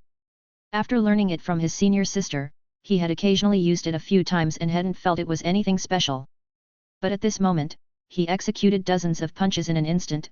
The force created a whirlwind within the room as his fists transformed into dragon heads that completely devoured his enemy. Malos became like crushed garlic on a cutting board, smashed into tiny pieces that smeared the walls and the floor, with his two fear-filled eyes gruesomely conspicuous amidst the blood and gore. The power has increased significantly. Liu Yao looked at his fists with a realization, is it because of the murderous intent? I only completed the motions accurately, but the movements didn't contain the essence of momentum and willpower, which is why the power was unsatisfactory. Just like the Tathagata palm, all techniques should contain the will of the martial path of the practitioner. Liu Yao nodded with satisfaction, and without intending to, he had stumbled upon a revelation in the martial path while casually eradicating a crime syndicate. Next, with the outward projection of mind force, he easily found where the gang hid their money. 2 million in cash, quite a fortune. The cash had been neatly bundled and placed in large tote bags, very considerate. Liu Yao simply picked it up, then went over to the luxury office's bar area, scattering countless bottles of vodka and other spirits all over, and casually set fire to them. As flames roared to life, he grabbed onto the outer wall of the building from the window, exerted force and landed on the rooftop. Then, leaping from the rooftop, he jumped to the opposite building's top. In a few moments, he had arrived at the location where Sana had parked her car. Continue your journey on Empire. The 2 million in cash took up quite a bit of space in the back seat, so Liu Yao simply sat in the front passenger seat. Watching the raging fire consume the gang's stronghold, Sana exclaimed, 10 minutes, and the Bullet Gang is no more. They were one of Kiev's top gangs. Ah? Is that all the time we have? Liu Yao glanced at his phone, adding up to just 10 minutes, including the evacuation time. Sana started the car and drove away slowly. Police cars whizzed past, along with fire trucks. But they stopped at a distance, not daring to get closer. It seemed they were waiting for the fire to extinguish naturally. Liu Yao took off his duckbill cap and said, your cap. It was intense, but at least it's not dirty. Sana glanced at it and replied, this is my favorite team's cap. I'll give it to you. Consider it a thank you for once again changing the lives of many people. At that moment, the rescued girls were giving their statements, their faces filled with the relief of having survived a catastrophe. Meanwhile, at Marin Laboratory. This laboratory was Yukolun's nuclear research base. During the Iron Alliance era, it cultivated countless talents and produced many epoch-making technological innovations, earning international fame. Once, this was the place every science and technology worker aspired to and pursued. Byutk, dressed in the familiar white uniform with an ID badge on his chest, boldly entered the institution that had already dismissed him. He had worked here for 15 years, familiar with every inch of the place, every rule and regulation, even the shift changes of the cleaning staff were clear to him. For him, blending in was easy. But the biggest problem was his body that was deteriorating every second. By then, the clothing under Byutk's lab coat was soaked with cold sweat, as if a black hole within him was absorbing all his vitality and strength, making his movements difficult. But he had to persist, for ahead was the storage for plutonium-239. This fissionable agent, usable for nuclear fuel and weapons, was guarded with extreme security. To get his hands on it, one would need the skills of a 007. But Byutk had a special method. At this moment, he arrived at a room with prominent nuclear warning signs at the door, beneath which read a line. Hazardous waste storage room. Stored here were nuclear waste materials, easily understood as radioactive trash. You could imagine how dangerous this place was. Normal people definitely wouldn't come here, and even in a tri-protective suit, there was a risk of exposure. Byutk, wearing only ordinary white clothes, entered the code to open the heavy lead-lined protective door, completely ignoring the lethal doses of radiation, considering he was a man already marked for death. Upon entering, he immediately felt blood rushing to his nose and his eyes nearly bulging out. Byutk endured the discomfort and passed through 2 more lead-lined doors, unbelievably reaching the storage for plutonium-239. So-called tight security meant nothing to someone who feared not a gruesome death. After entering the password to open the special safe, Byutk deftly removed a kin-sized silver container. Just then, a shrill alarm sounded. With the silver container in his pocket, Byutk hurried back the way he came. The escape route had been replayed countless times in his mind. He could leave blindfolded. But as he walked, he coughed up a mouthful of blood. A severe internal bleeding due to excessive radiation in his body. Although he had taken painkillers before arriving, his body was failing him, unresponsive, unable to rise no matter what. The alarm grew more urgent by the second, and time was running out to escape. Just as Butek was succumbing to despair, a warm current suddenly surged within his body, spreading to his limbs. Like a breath of air in extreme suffocation, his drained body found strength again. It must be God helping me. Butek suddenly got up, quickening his pace to leave even faster than when he had arrived, exhilarated. By the time they discover the problem and try to cover it up or shift the blame, it will take at least 48 hours. I have plenty of time. The helpful warm current was, in fact, the inner breath that Liu Yao had imparted to him in advance. Chapter 292. Test. He had so much fun that Liu Yao's clothes were now riddled with holes and grimy. He needed to find somewhere to clean up. Sana drove him to her house. The neighborhood where the girl lived consisted of stand-alone two-story houses, but they were a bit remote and run down. These were residences built for high-ranking technical personnel during the era of the Iron Alliance and had a history of over 40 years. Upon arriving home, it felt like an ice cellar inside with the temperature plummeting to below 20 degrees Celsius. Sana turned on the electric heater and sighed, the central heating has been broken for years and no one's come to fix it. Liu Yao shook his head, indicating he didn't mind. He actually found the temperature cool and comfortable, making him feel quite delighted. He looked at the photos on the wall with interest, which traced Sana's family history from black and white to color. The people in the photos all looked like gentle and refined technicians, the last one being a young Semyon holding Sana, who looked just like a doll. I was 7 years old in that one, Sana said with a smile. Speaking of which, I should thank you again.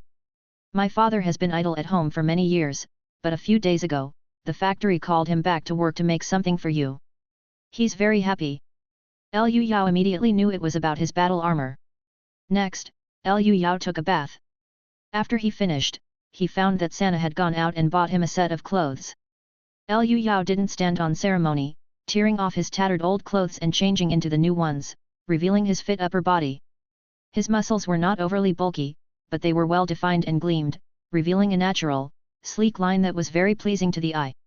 Gulp, Sana swallowed hard, feeling disappointed that he changed so quickly, and he didn't even change his pants. The clothes she bought fit perfectly, as if they were tailor-made, and Liu Yao was quite pleased. Looking at the time, it was the moment to part ways. Pulling out $200,000 in cash, Liu Yao sincerely said, "Thank you for your help. This money is to sponsor your tuition. I'll take care of the rest myself.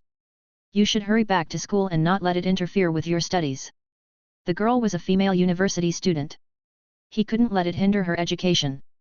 Sana glanced at the money and softly said, "Compared to the help you've provided me, what I've done is nothing." Then, she took a deep breath and said in Xia country's language, "Mr. Liu Yao, I'll always remember your kindness. I'm willing to do anything to repay you." She spoke slowly, pronouncing each word with extra clarity. Liu Yao sternly asked, "You're willing to do anything for me?" Sana suddenly felt that this scene seemed familiar, but she still nodded seriously, "Yes, anything." Liu Yao earnestly replied, "Then focus on your studies." Hearing the same answer as last time, Sana couldn't help but laugh out loud. Liu Yao also cracked a smile. He definitely understood what the girl meant, but he didn't do good deeds expecting anything in return. Placing the money on the table, he waved and turned to leave.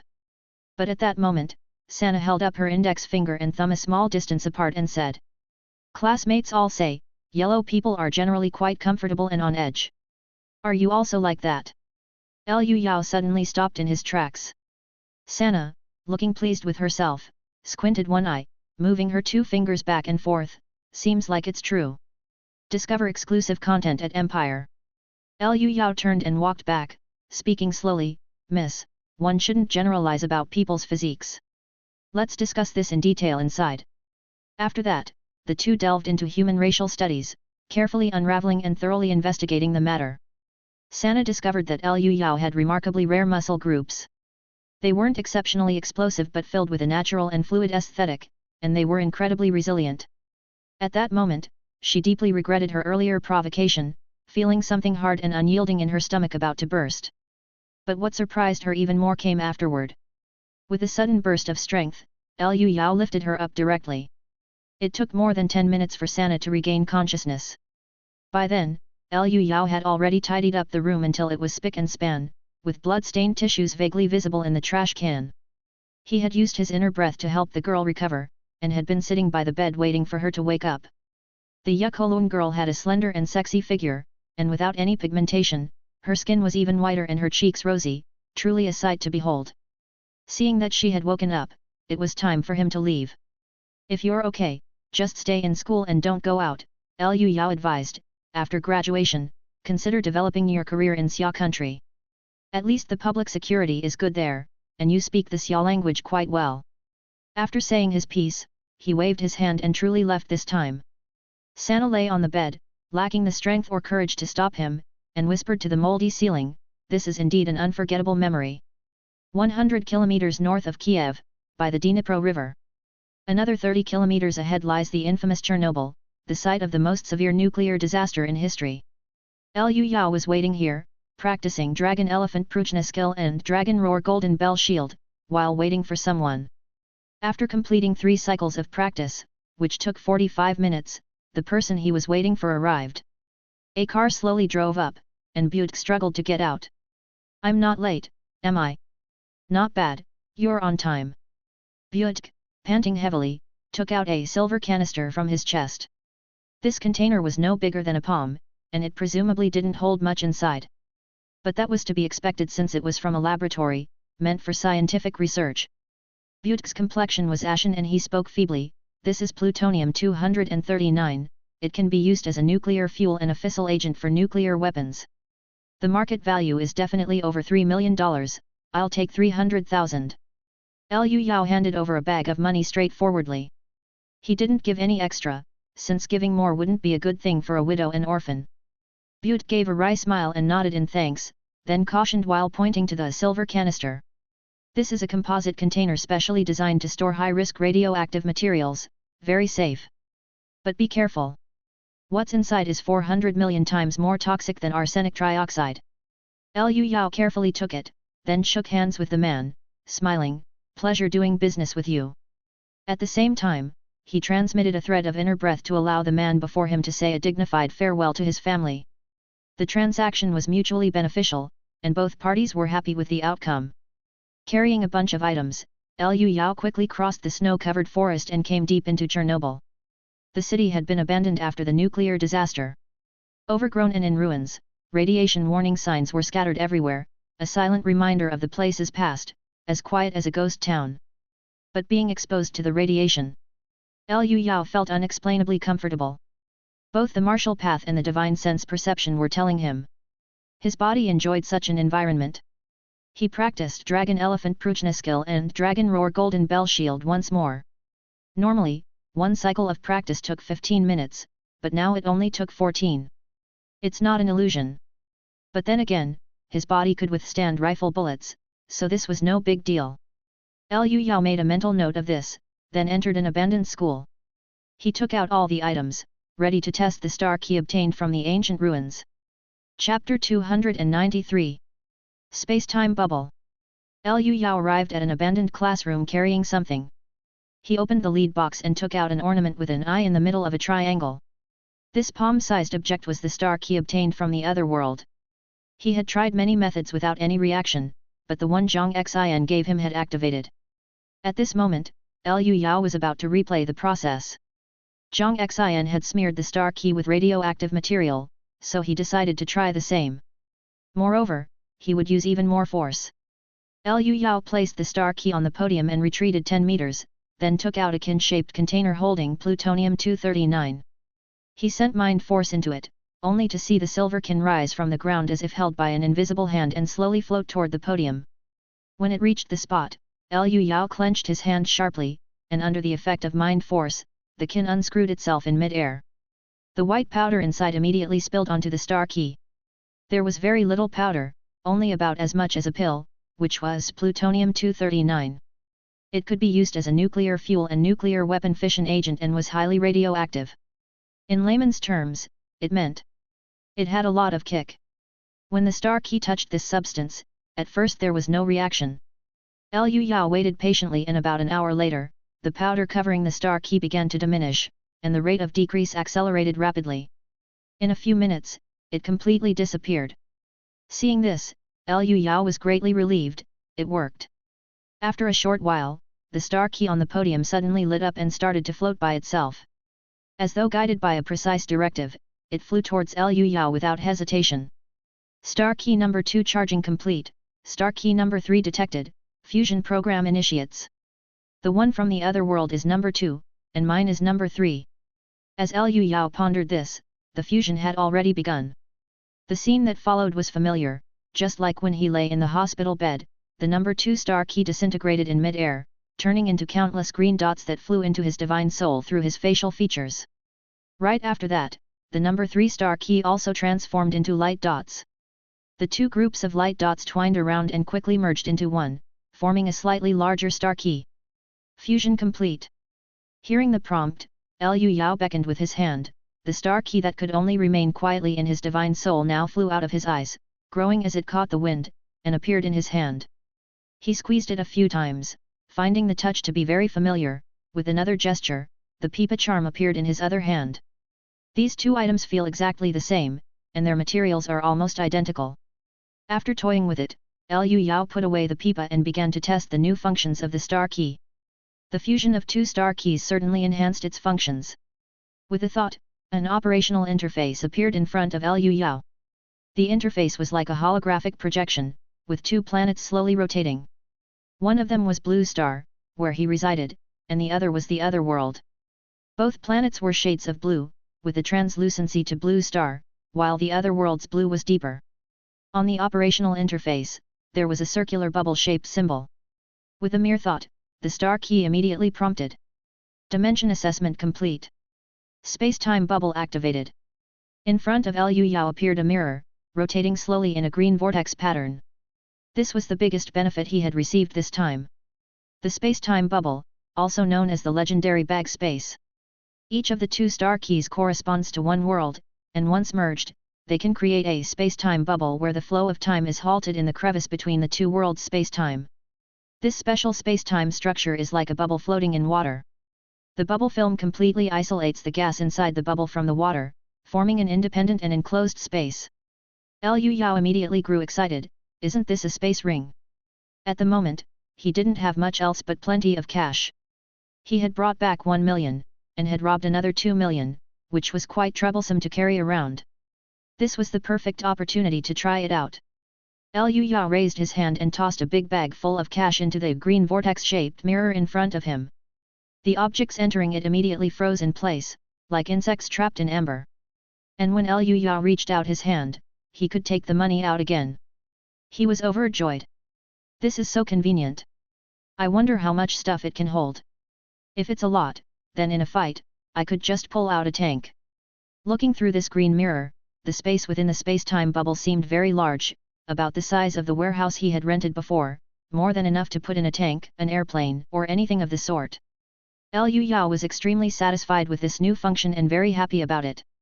But just as he was getting excited, the star key issued a warning. Current energy remaining, 19%. Please recharge promptly.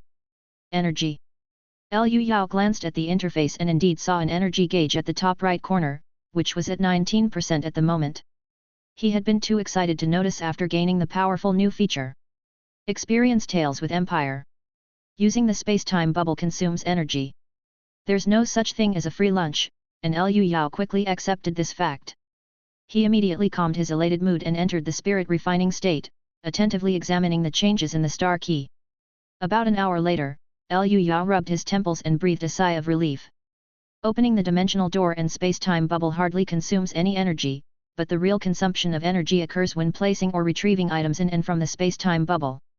From this, it seems to be related to the volume and weight of the items. But there was also good news.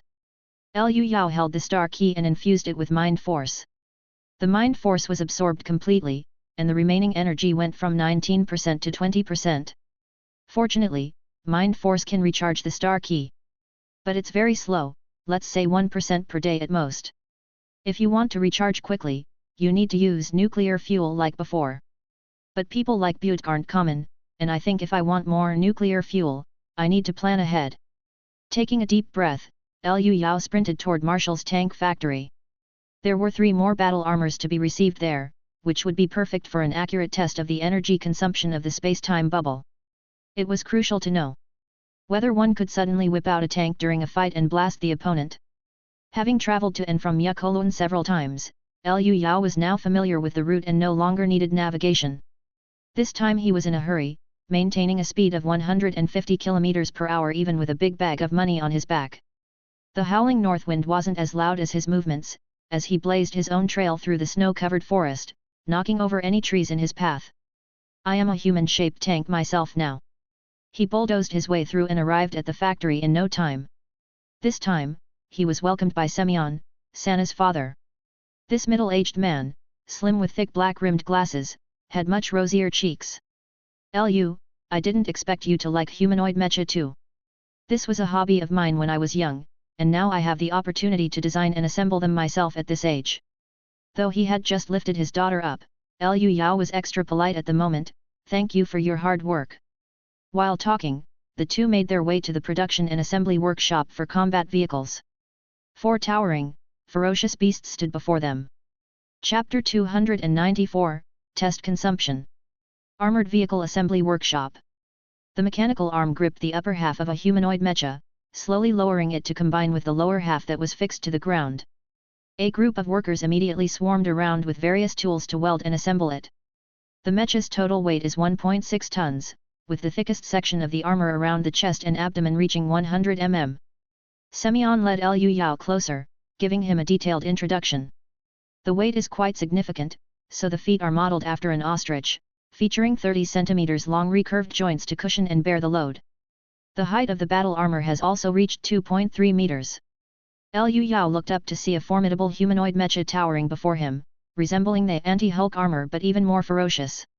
It possessed both a primal, cold hardness and the sleek lines of modern technology, with only a strip of bulletproof glass serving as the observation port on the head. Most importantly, it was not only equipped with a fire god cannon, but also a flamethrower beneath the left arm and an automatic shotgun beneath the right. Discover more content at Empire. Pointing at the array of added weapons, Semyon said, I've made some minor improvements during production. Liu Yao was very satisfied, having an expert really made a difference. This was indeed a true humanoid tank. Moreover, the frontal armor was as thick as 100 mm, equivalent to the famous Tiger tank from World War II. But the mecha was using modern composite armor, so its effective protection would be even higher. Semyon looked at his own masterpiece with both pride and a touch of envy. Envy that Liu Yao could freely indulge in his hobbies, just like the recent billionaire who went into space. At that moment, Liu Yao pulled out $50,000, saying generously, thanks for the help with the design, you have really put in a lot of effort, this is my thanks to you. Semyon, without a word of courtesy, hurriedly pocketed the money, his face growing even rosier. Liu, you truly are a generous man, I am very happy to serve you. With his reward in hand, he became even more enthusiastic, not only busily assisting throughout but also finding a military truck produced during the Iron Alliance era for transporting the cargo. In the end, he even personally escorted Liu Yao out of the factory area, waving farewell reluctantly. Liu Yao drove the vehicle into the forest, brushing off the accumulated snow from countless branches. He opened a space-time bubble, allowing this green mirror, swamp-like, to slowly engulf a mecha. Then he opened the dimensional door to transport the remaining 3 mechas back to the other world by conventional means. Jin Garden, inside the storeroom. A green, vortex-shaped portal appeared on the ground. The next second, Liu Yao emerged from it. The room was empty, a place he had specifically chosen before he left. Stepping out, he happened upon 3 girls next door. They were producing 10 complete immortal pills using an extraction device. Li Pei had a look of utter disbelief, her mouth agape. She had never imagined the extraordinarily effective immortal pills were being automatically produced en masse like jelly beans. She always thought that they were the result of Liu Yao's laborious refining. Liao Qi, with an air of arrogance, gently patted the shoulder of the royal lady to remind her to maintain her dignity. Just then, the 3 girls spotted Liu Yao suddenly appear, along with the 3 mechas in the room behind him. Liao Qi jumped onto Liu Yao at once, wrapping her long legs around his waist, exclaiming with delight, "You're back." Li Pei performed a deep curtsy, saying softly, "My lord." Liao Ya spoke gracefully, "Junior brother." While greeting him, she kept glancing at the mechas inside the room. Liu Yao said with a smile, "I've brought back a serious weapon, go take a look." Liao Qi used Liu Yao's body to gain momentum and tumbled into the room, the other two ladies quickly followed suit. Before long, one of them carried out a 2.3-meter tall mecha, grunting and clanging as she set it down on the ground. With the experience of the first battle armor, Liao Ye and Liao Qi figured out how to don it quite quickly. First, they helped Li Pei enter from the back of the mecha and then turned a few handles to close it up. Then, they dressed themselves in the same manner, and Jin Garden was suddenly home to 3 steel giants over 2 meters tall. They walked back and forth a few times to get a feel for their new forms. Each step they took made the ground tremble slightly, and pulling on the mechanical spring in the hand would raise the fire god cannon on their backs to their shoulders where one arm would prop it up to fire. Liao Qi, the most daring of them, unlocked the safety and began strafing the distant hills. The 20mm cannonballs, screaming out of the barrel with intense heat, formed a dense line of fire that spewed earth and debris in all directions. She fired for only a few seconds before stopping, countless shell casings ejecting from behind her. The excited voice of the ladies emanated from the mech, "This thing is so handy. It's so satisfying to shoot." Li Pei also swept the mountainside with fire and shouted with joy, "This armor is a good 3 inches thick, even if it gets hit by a cannon, there's no need to be scared." Only Liao Ya pointed out a flaw, "It's a bit heavy for someone in the marrow cleansing realm." Liu Yao laughed and said, "That's why you two sisters need to work harder and go through with the blood exchange quickly." At that moment, Liao Qi asked, "You only brought back 3 of these? What about yours?" Not avoiding the 3 ladies, Liu Yao took a deep breath and sent the mental command to open the space-time bubble. The star key immediately obeyed, and a green vortex-shaped mirror appeared, slowly emitting another mecha. The 3 ladies were shocked, yet they had a look of expecting just that. Li Pei was the first to speak, "See, I told you our lord has something like a mustard seed bag, a magical treasure." Liao Ya murmured, "To hold the great Mount Sumeru in a mustard seed, to store the sun and moon in a pot, it's really true." Liao Qi laughed heartily, "Liu Yao, we've figured out your secret long ago. You've got a hereditary space bag, right? The heroes in the tales all have these things, and they can pull out countless treasures." Liu Yao smiled without a word, the ladies hadn't guessed everything correctly. This was just a preemptive measure. When he had the power to dominate the universe, he would take them back to Blue Star to see a different and magnificent world. When Liu Yao returned, it was already late, and everyone was ready to rest after some fun and games. The 3 women were excited today. They had received powerful armor, and their man had voluntarily revealed a secret. This was a sign of extreme trust, and this was what made them happiest. Meanwhile, Liu Yao had the star key in his hand, eyeing the remaining energy on the interface. 16%. Putting a mecha in or taking it out of the space-time bubble consumes 2% of energy. The consumption isn't too high, I just need to charge it up a bit, then I can try out a tank or an airplane. Liu Yao wasn't in any rush for a tank since he had the mecha. Rather, he wanted to get an airplane instead. Comparatively, planes were better for clearing the ground. As he was pondering this, a smooth foot poked him several times. Turning his head, he saw Liao Qi with flushed cheeks, her eyes seductive as silk. "What are you thinking about?" The lady was covered only by a sheet, clearly implying an invitation and urging. Liu Yao cast his thoughts aside and started the task at hand. He seemed to be getting addicted, picking up Liao Qi with vigor. The lady gasped involuntarily. But being a martial artist, she was just caught off guard and soon laughed tenderly. She hooked her legs up high and low, which made the activity even more enjoyable. Chapter 295. 12-year-old organ refining. 10 miles away from Jin Garden, an elder and a youth, both martial artists, were walking briskly. The elder, approaching his 60s, wore patched training clothes and moved with agile steps.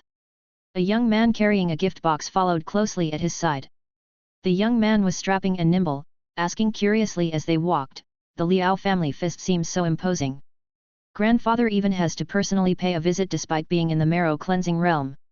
Without slowing down, the elder replied as he strode ahead. It's because the Liao family fist has a person who has achieved spirit refinement of divine fetal breathing. We've come to Yunzhou to open a martial arts school, and it's proper to greet them upon our arrival to show respect. Spirit refinement of divine fetal breathing. The youth weighed the light gift box in his hand with some hesitation. Grandfather, isn't this gift a bit too modest? The elder laughed and said, how would they care about such trifles from us? Delivering an invitation is about showing attitude, not about how substantial the gift is.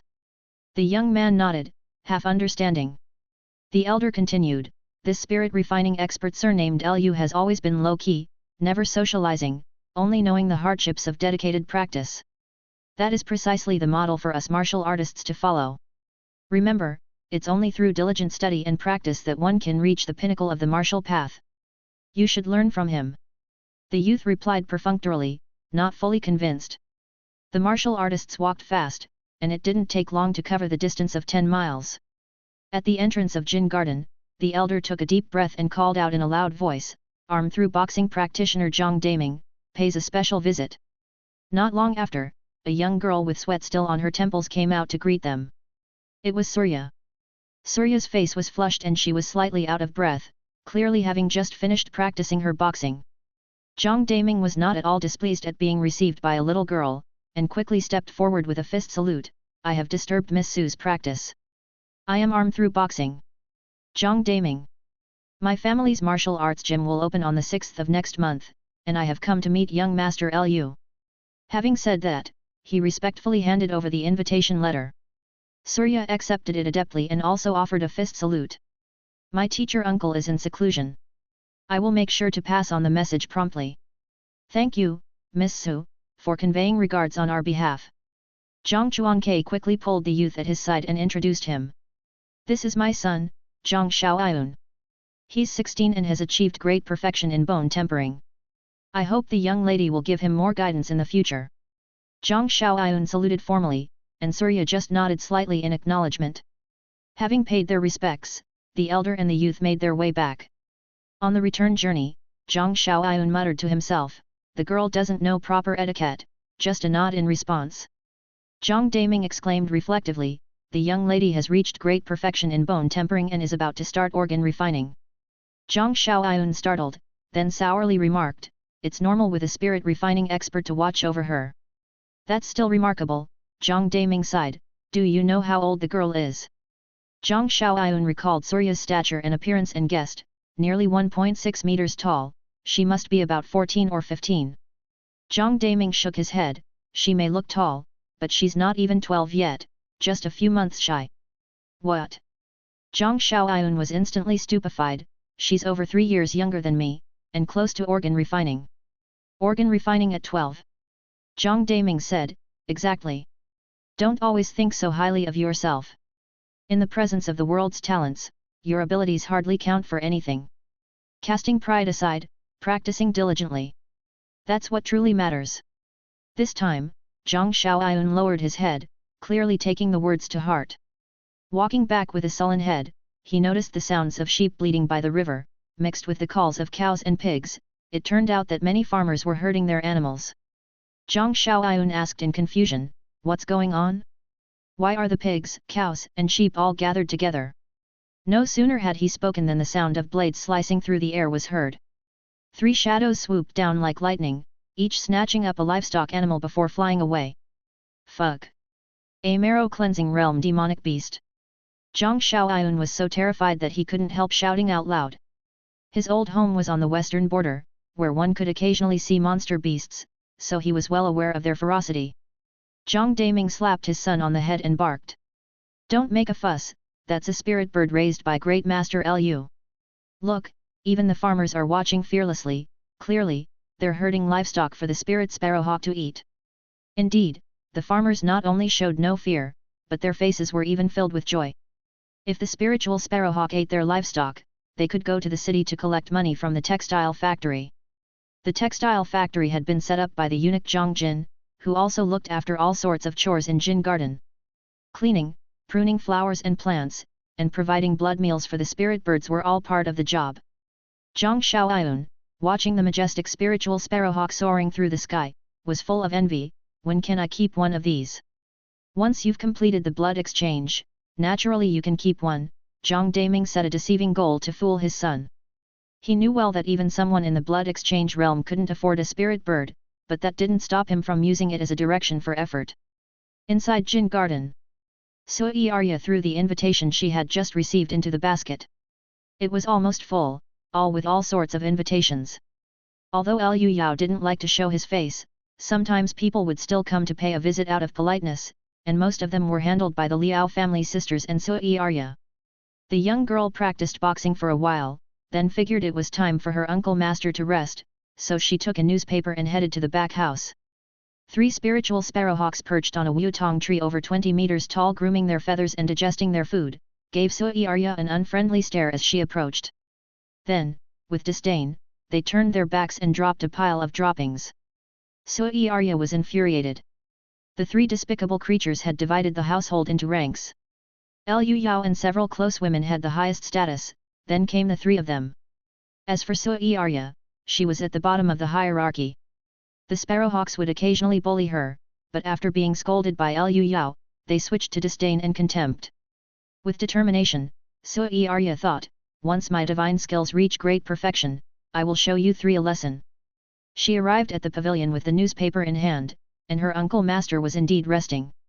Practicing martial arts is indeed like rowing against the current, if you don't advance, you retreat. At this moment, Liu Yao sat in the pavilion full of emotion. He had slacked off a bit recently. He went back to Blue Star and played for 3 days without proper practice, then after coming back, he got caught up in the Star Key and was even obsessed with picking up girls to play with. As a result, his progress on the martial path immediately stalled, and it took a hard week of practice to recover. But there was good news. The Star Key was charged up to 23%. Uncle Master, today's newspaper, Sui Arya sweetly smiled as she delivered the paper. Liu Yao gratefully accepted it. Adequate nutrition and exercise had made the young girl grow taller quickly. She had grown taller again after just a few days. However, those who practice martial arts can't really be short, height is just an incidental product of evolution. At that moment, the young girl suddenly started scratching her shoulder vigorously. Liu Yao knew that the young girl was close to organ refining and reminded her, the itchy days are still ahead. You have to get through this step on your own to truly understand that the fragrance of plum blossoms comes from the bitterness of winter. By the way, did you get the color ultrasound instrument? Sui Arya obediently nodded. Master gave it to me, I use it to check every day. Liu Yao then put his hand on the young girl's wrist for inner vision and nodded with satisfaction, your foundation is solid. This is like the water overflowing when it's full, the natural progression of a breakthrough. I congratulate you in advance. Little Master Su. Sui Arya grinned broadly with joy. Unknowingly, a 12-year-old organ refiner was about to emerge. Chapter 296. Not to mention. Liu Yao flipped through the newspaper. Sui Arya stood by, sneaking glances at him. Once I achieve organ refining, I will be able to help Uncle Master. Despite the passing of time, Arya could clearly recall how she had knelt at the doors of 11 martial arts schools asking for help, till she lacked even the strength to kneel, and only the man before her had avenged her. She longed to grow up quickly to repay Liu Yao's kindness.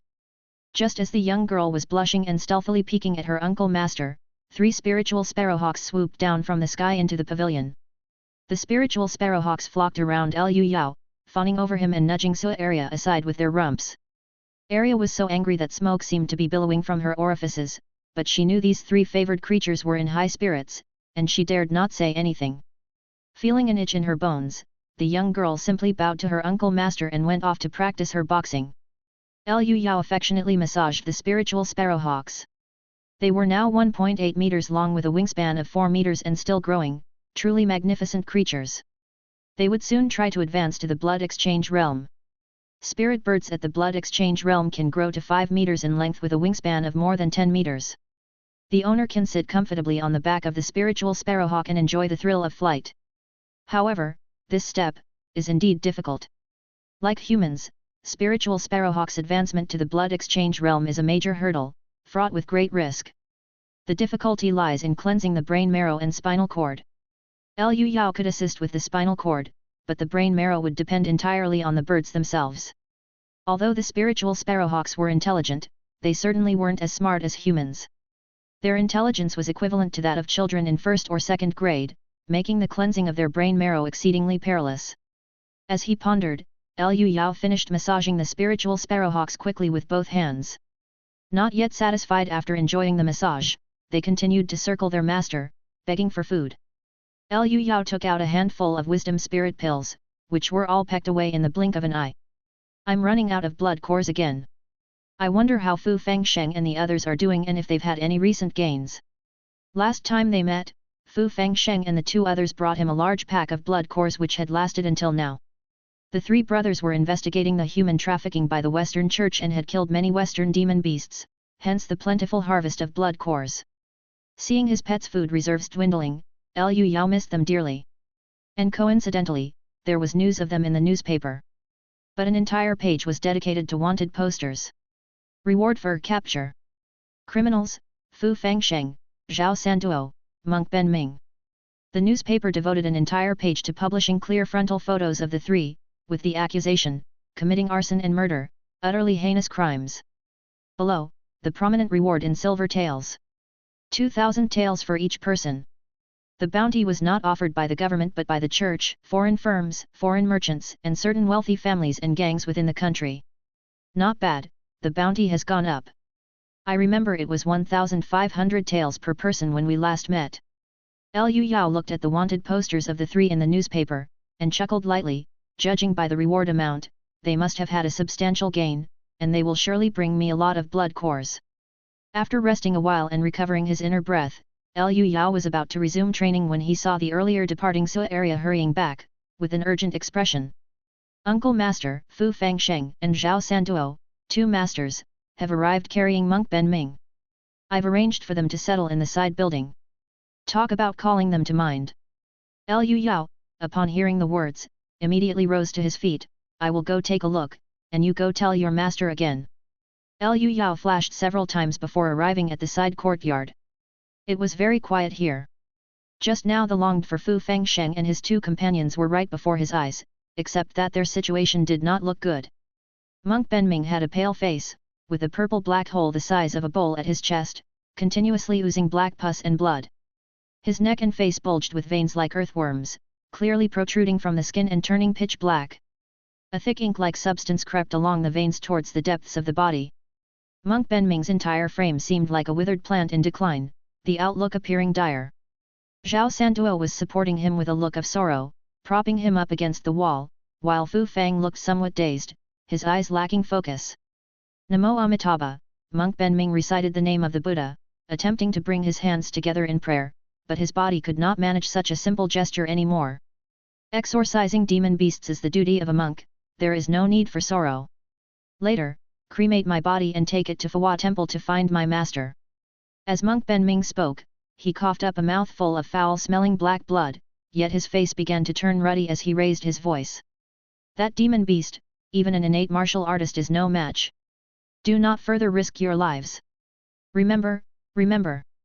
Zhao Sanduo's sorrow deepened, he knew this was a sign of a fleeting rally before death.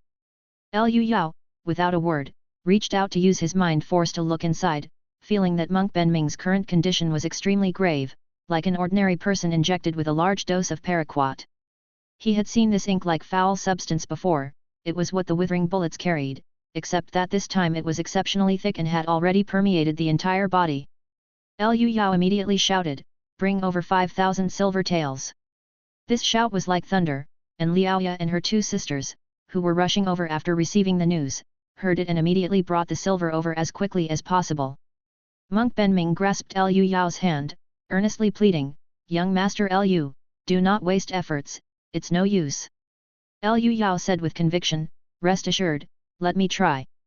Zhao Sanduo also echoed loudly, "Let young Master Liu give it a try. I refuse to believe the heavens are so blind." When Liaoya arrived with the silver, she could tell what was happening and promptly placed a piece on the wound. With a sizzle, the silver melted like a pat of butter thrown onto a red-hot iron pan, instantly emitting white smoke and disintegrating. But the wound showed no improvement. Liaoya placed another piece with the same result ineffective. Liu Yao frowned and said, "The wound is not the crux. There is something strange inside the monk's body, it is transforming his body into nourishment for itself, to grow stronger." At that moment, Monk Benming entered a dying state, with the powerful life force of the blood exchange realm barely keeping him in this world, but he had already lost consciousness. Looking up, Liu Yao said solemnly, "Keep applying silver to the wound, albeit ineffective, we must continue, at least to prevent the monk from dying. I will go get something, you all hang in there until I return." He was about to leave the room when Fu Fang suddenly raised his head, his face distorted with his teeth tightly clenched. "Liu Yao! You must save him. It's my fault, the demon beast that attacked was my younger sister. Rest assured." Liu Yao nodded and hurriedly left. Blue Star, Yakolun. Liu Yao teleported back and immediately dashed toward Kiev's direction while taking out his phone to dial Sana's number. An excited voice came from the other end, "You're still in Yakolun? There's such a big storm on your end. Sana, I need your help with something. Go to the hospital right now and purchase nano silver solution."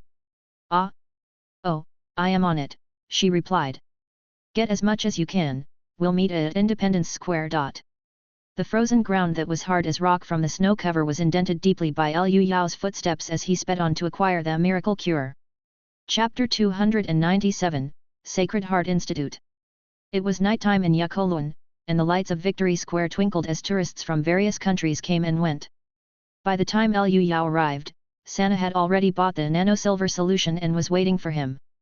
The nano-silver solution consists of silver particles prepared to a size of 100 nanometers. In layman's terms, it is a liquid containing pure silver, convenient for injection into the body. This substance possesses an excellent disinfection and antibacterial effect, and can also be used to promote the repair of human mucous membranes, available for purchase in hospitals and pharmacies. The bottles Liu Yao had in his hand were 150 yuan each, with a volume of 1 liter. As life was at stake, he hugged the girl and hurriedly left with the solution. Inside Jin Garden, a substance akin to thick ink permeated Monk Benming's entire body, his veins bulging out of his skin like earthworms, and turned pitch black, appearing extremely terrifying. The burly and robust monk was now barely hanging on to life, as Fu Fangsheng held his hand, transferring his own inner breath to him, to nearly no effect. Fu Fangshen's face was filled with regret and guilt. He had frozen at the sight of the demon beast's face, and it was the monk who had sacrificially blocked that attack for him. Damn it, it should have been me. Fu Fangshen's mind was a mess. His sister had been taken by a demon beast when she was 5, and he had been searching for 20 years. In truth, he held little hope, clinging only to a sentiment. But he never expected that upon their reunion, everything had changed beyond recognition. Another 10-tael silver ingot vanished, and seeing that applying silver to the wound was not very effective, Liaoya had a stroke of genius and directly covered the monk's body with the silver ingots. Amidst the faint zzzt sound, the silver's purifying effect took hold, barely keeping him alive. However, it was only a temporary measure, not a solution to the root of the problem. Just then, with a powerful whooshing sound, Liu Yao rushed through the air and arrived on the scene. He was drenched in sweat, which his body heat then evaporated into mist. Seeing Monk Benming covered with silver ingots, he praised Liaoye, "Sister, well done." He then took out a white plastic bottle containing nano-silver solution and opened it to feed Monk Benming. The liquid inside was colorless and transparent, just a bit thicker than water. Monk Benming swallowed reflexively, but as soon as he drank it, a look of pain crossed his face, his features tightly contorted. Liu Yao took out a syringe and injected it into the exposed veins of the monk's chest wound, infusing him with the nano-silver solution. As the solution entered his veins, the color of the bulging, worm-like veins on the monk's body faded, returning to normal and slowly retracting into his body. The spirits of those around were greatly lifted. "It's working! Incredible! What kind of miraculous medicine is this? Keep feeding him as I inject." Everyone acted together, some feeding him the medicine, others channeling their energies, while Liu Yao administered the injections. Before long, Monk Benming's breathing became stable, and his heartbeat grew stronger and stronger, the cyanosis on his face disappeared, and the aura of withering decay was completely gone. After the large, purple-black hole in his chest expelled numerous purple-black fluids, it began to take on the color of normal flesh, and granulation tissue started to appear, wanting to heal. After a while, he actually regained consciousness and was about to say something when Zhao Sanduo stopped him. "Rest well, your life was saved by young Master Liu." Monk Benming was extremely weak, so he simply closed his eyes and mobilized his body into a dormant state for quicker recovery. Letting the monk rest, the group moved to a pavilion by the lake and began to recount the events that had transpired. Fu Fengsheng remained silent without uttering a word. Speaking out of his worldly wisdom, Zhao Santuo said, "The imperial court signed the Treaty of Tianjin, and now foreign missionaries can freely enter our country to preach and buy land to build churches. These bastards commit all kinds of evil deeds, not only taking in riffraff as church followers to oppress the good people but also secretly engaging in human trafficking. These matters were known to everyone present. The foreign missionaries condoned their church followers to forcibly seize land and property, sparking many missionary incidents across the country, with the most severe escalating into international disputes that led to foreign military intervention." Zhao Santuo continued. "Western demon beasts crave human blood, especially the blood of boys, girls, and virgins. With the recent wars, the price of blood has skyrocketed. Human traffickers are growing even more rampant, deceiving numerous countrymen into being transported abroad for the demon beasts' consumption. The three of us have always been killing these damned creatures, destroying their dens. In doing so, we discovered a place called Sacred Heart Institute. This monastery was unusually devoid of sheltering church followers who committed misdeeds, but it specialized in taking in baby girls." At this point, Zhao Santuo's eyes burst with fury, his body's metallic bones clanging with tension. "This accursed place pays to take baby girls the poor can't afford to keep. Upon entering the institute, they must sign a contract of servitude that states their families can no longer inquire about them once they are in. They call it adoption, but in reality, they're covertly shipped abroad. It's utterly heartless." Zhao Santuo paused for a moment to compose himself, then glanced at Fu Fengsheng with an indescribable look and said, "The three of us fell at the Sacred Heart Institute, and we also encountered the sister of old Fu, lost many years ago." Fu Fengsheng said indifferently and coldly, "My sister has already died, what we encountered was a monster wearing her skin. I need to go let her rest in peace." The atmosphere went quiet for a time. Liu Yao aptly asked, "Where is this Sacred Heart Institute located?" Zhao Santuo earnestly replied, "Young brother Liu, this matter requires a long-term plan. That place is guarded by countless demon beasts, fortified with machine guns and cannons. An old Fu's sister, she can seriously injure a hardened blood exchange warrior with just one strike." Liu Yao spoke with conviction, "Brother Zhao, speak freely, I must intervene when I hear of such matters." Fu Fengsheng also said, "We must go back. There are still over 500 baby girls there, we can't ignore them. And I have a way to deal with her." He untied his knapsack from his back and opened it, revealing a bundle of military explosives. Upon opening it, there were thick sticks of explosives. Fu Fengsheng picked one up and said, "Young brother Liu, lend me some silver to make homemade bombs, and when the time comes, I will deal with her myself." Liu Yao responded, "That's a good plan, I've made similar devices before. But this time, I'll give you some really explosive weaponry, perfect for dealing with vampires." Liu Yao fetched a long military arms box from the storeroom, which on opening revealed a cache of brand new AA-12 automatic shotguns. These firearms were precisely from that batch from the Blue Star Hungsha country. They may have been a bit weak against martial artists, but replacing the lead shots with silver shots made them very effective for killing vampires. Zhao Santuo and Fu Fengsheng fired off the machine guns, and immediately recognized the power of the AA-12 automatic shotguns. This thing can spray out 12 silver shots at once, and it's fully automatic. Great! With this, killing demon beasts will be like slaughtering chickens. The two of them immediately slung the guns over their backs and stuffed their knapsacks with piles of number 12 bullets, while Fu Fengsheng also made homemade bombs with military explosives mixed with silver grains. Finally, Liu Yao distributed a bottle of nano-silver solution to each of them. If you encounter demon beasts later, this can be used both for healing and for sprinkling on the enemy to cause injury. Zhao Santuo and Fu Fengsheng solemnly accepted it, carefully tucking it away, their spirits greatly lifted. With this divine medicine, we no longer have to fear the demon beasts' withering bullets. Once all preparations were complete, the group immediately set out. Sacred Heart Institute was located in Zhangzhou, 150 kilometers in the northwest direction from Yunzhou. Chapter 298. Troops split into two groups. Sacred Heart Institute occupies over 100 acres, built upon a hill by the river. The hill was originally named West Mountain, however, after the benevolent acts of adopting female infants by the Sacred Heart Institute became known, the local people renamed it Maternal Love Mountain.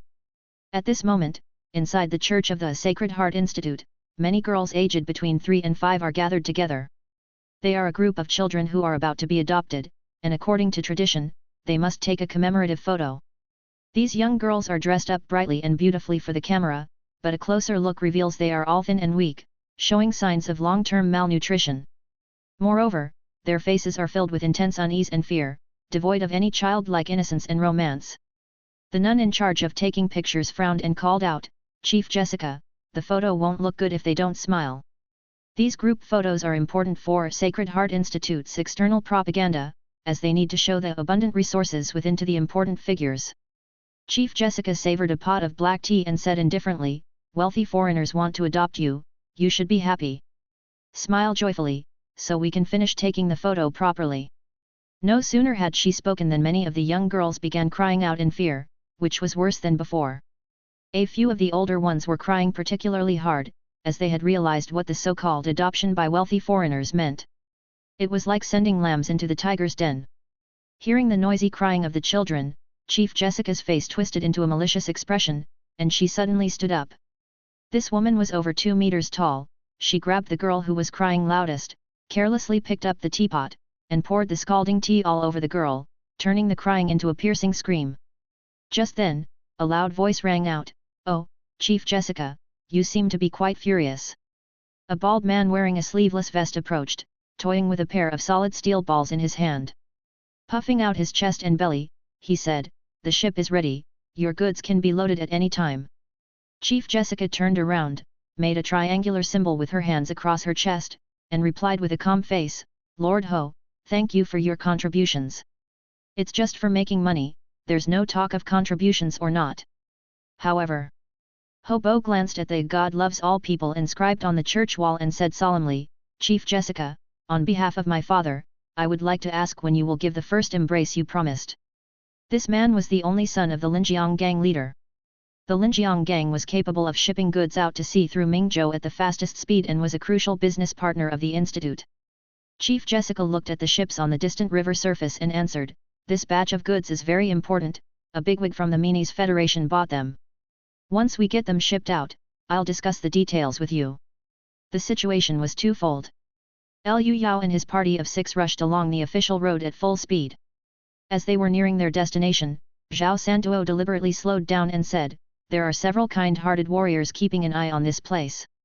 It's easier to do things with more people, let's meet up with them first." Liu Yao had no objections.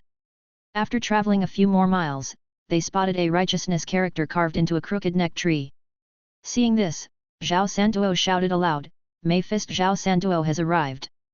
Shortly after, about 10 men appeared from the woods. These men all wore patched clothes, but their expressions were resolute, and their eyes were bright. The one leading them had silvery white hair. It was none other than Zhang Daming, the arm-through boxing practitioner who had visited them 2 days before. Around his waist gleamed numerous silver throwing knives. Zhao Santuo introduced them, saying, "This is Zhang Daming, a master of arm-through boxing. Arm-through boxing emphasizes flexible arms, flexible waist, and he has some impressive hidden weapon skills. We previously relied on his help to escape successfully." Zhang Daming bowed repeatedly, "So it's young Master Lu in person. I had just paid you a visit, not expecting to invite you to join us in this matter." The others also came forward to pay their respects. These men were martial artists who had voluntarily come to fight off demon beasts and protect the righteous way, with the least skilled among them only in the bone-tempering realm. Zhang Daming said, "The situation has become increasingly difficult. I myself saw Hobo of the Linjiang gang being welcomed into the institute." Zhao Santuo furrowed his brows, "Hobo? The sole son of the Linjiang gang leader. They've given up all pretense, partnering with foreigners to make money unscrupulously. Enemy forces have suddenly grown stronger, which is certainly not good news. But there's an even more urgent matter." Zhang Daming pointed to a cargo ship on the river and said, "Quite a few young girls have been loaded onto the Linjiang gang's boat, and it looks like they're planning to take them out to sea and send them overseas. The ship's about to depart, we must hurry and rescue them." Once out at sea, one could only imagine the fate that awaited these young girls. Zhao Santuo and Fu Fangsheng exchanged a glance and said in unison, You're absolutely right, we can't let these children fall into the clutches of evil. How many guards are on the ship? Zhang Daming replied, there are 10 demon beasts, they bared their teeth at the sight of those young girls. There are also some Linjiang gang members. Zhao Santuo nodded and said, they won't be difficult to deal with, but the dock is too close to the monastery. Their strong ones can arrive in 5 minutes. We'll split into 2 groups, one to intercept the enemy experts coming to assist and the rest to take the ship. Zhang Daming slapped his waist where his flying knives were, I have no objections, as long as I get to kill demon beasts. Count me in. And me. People were eager to volunteer, unafraid, including several martial artists from the bone-tempering realm. Liu Yao looked at the sky and said decisively, let's do this, to be safe, all of you go rescue the people. Leave the monastery to us. Zhao Santuo said, young master Liu, your skills and courage are admirable, but there are countless strong ones in the monastery and a guard composed of demon beasts, the 4 of you might not be enough. Liu Yao stated firmly, I don't make empty promises. If I say I can do it, I'm confident that I can. Just concentrate on the rescue.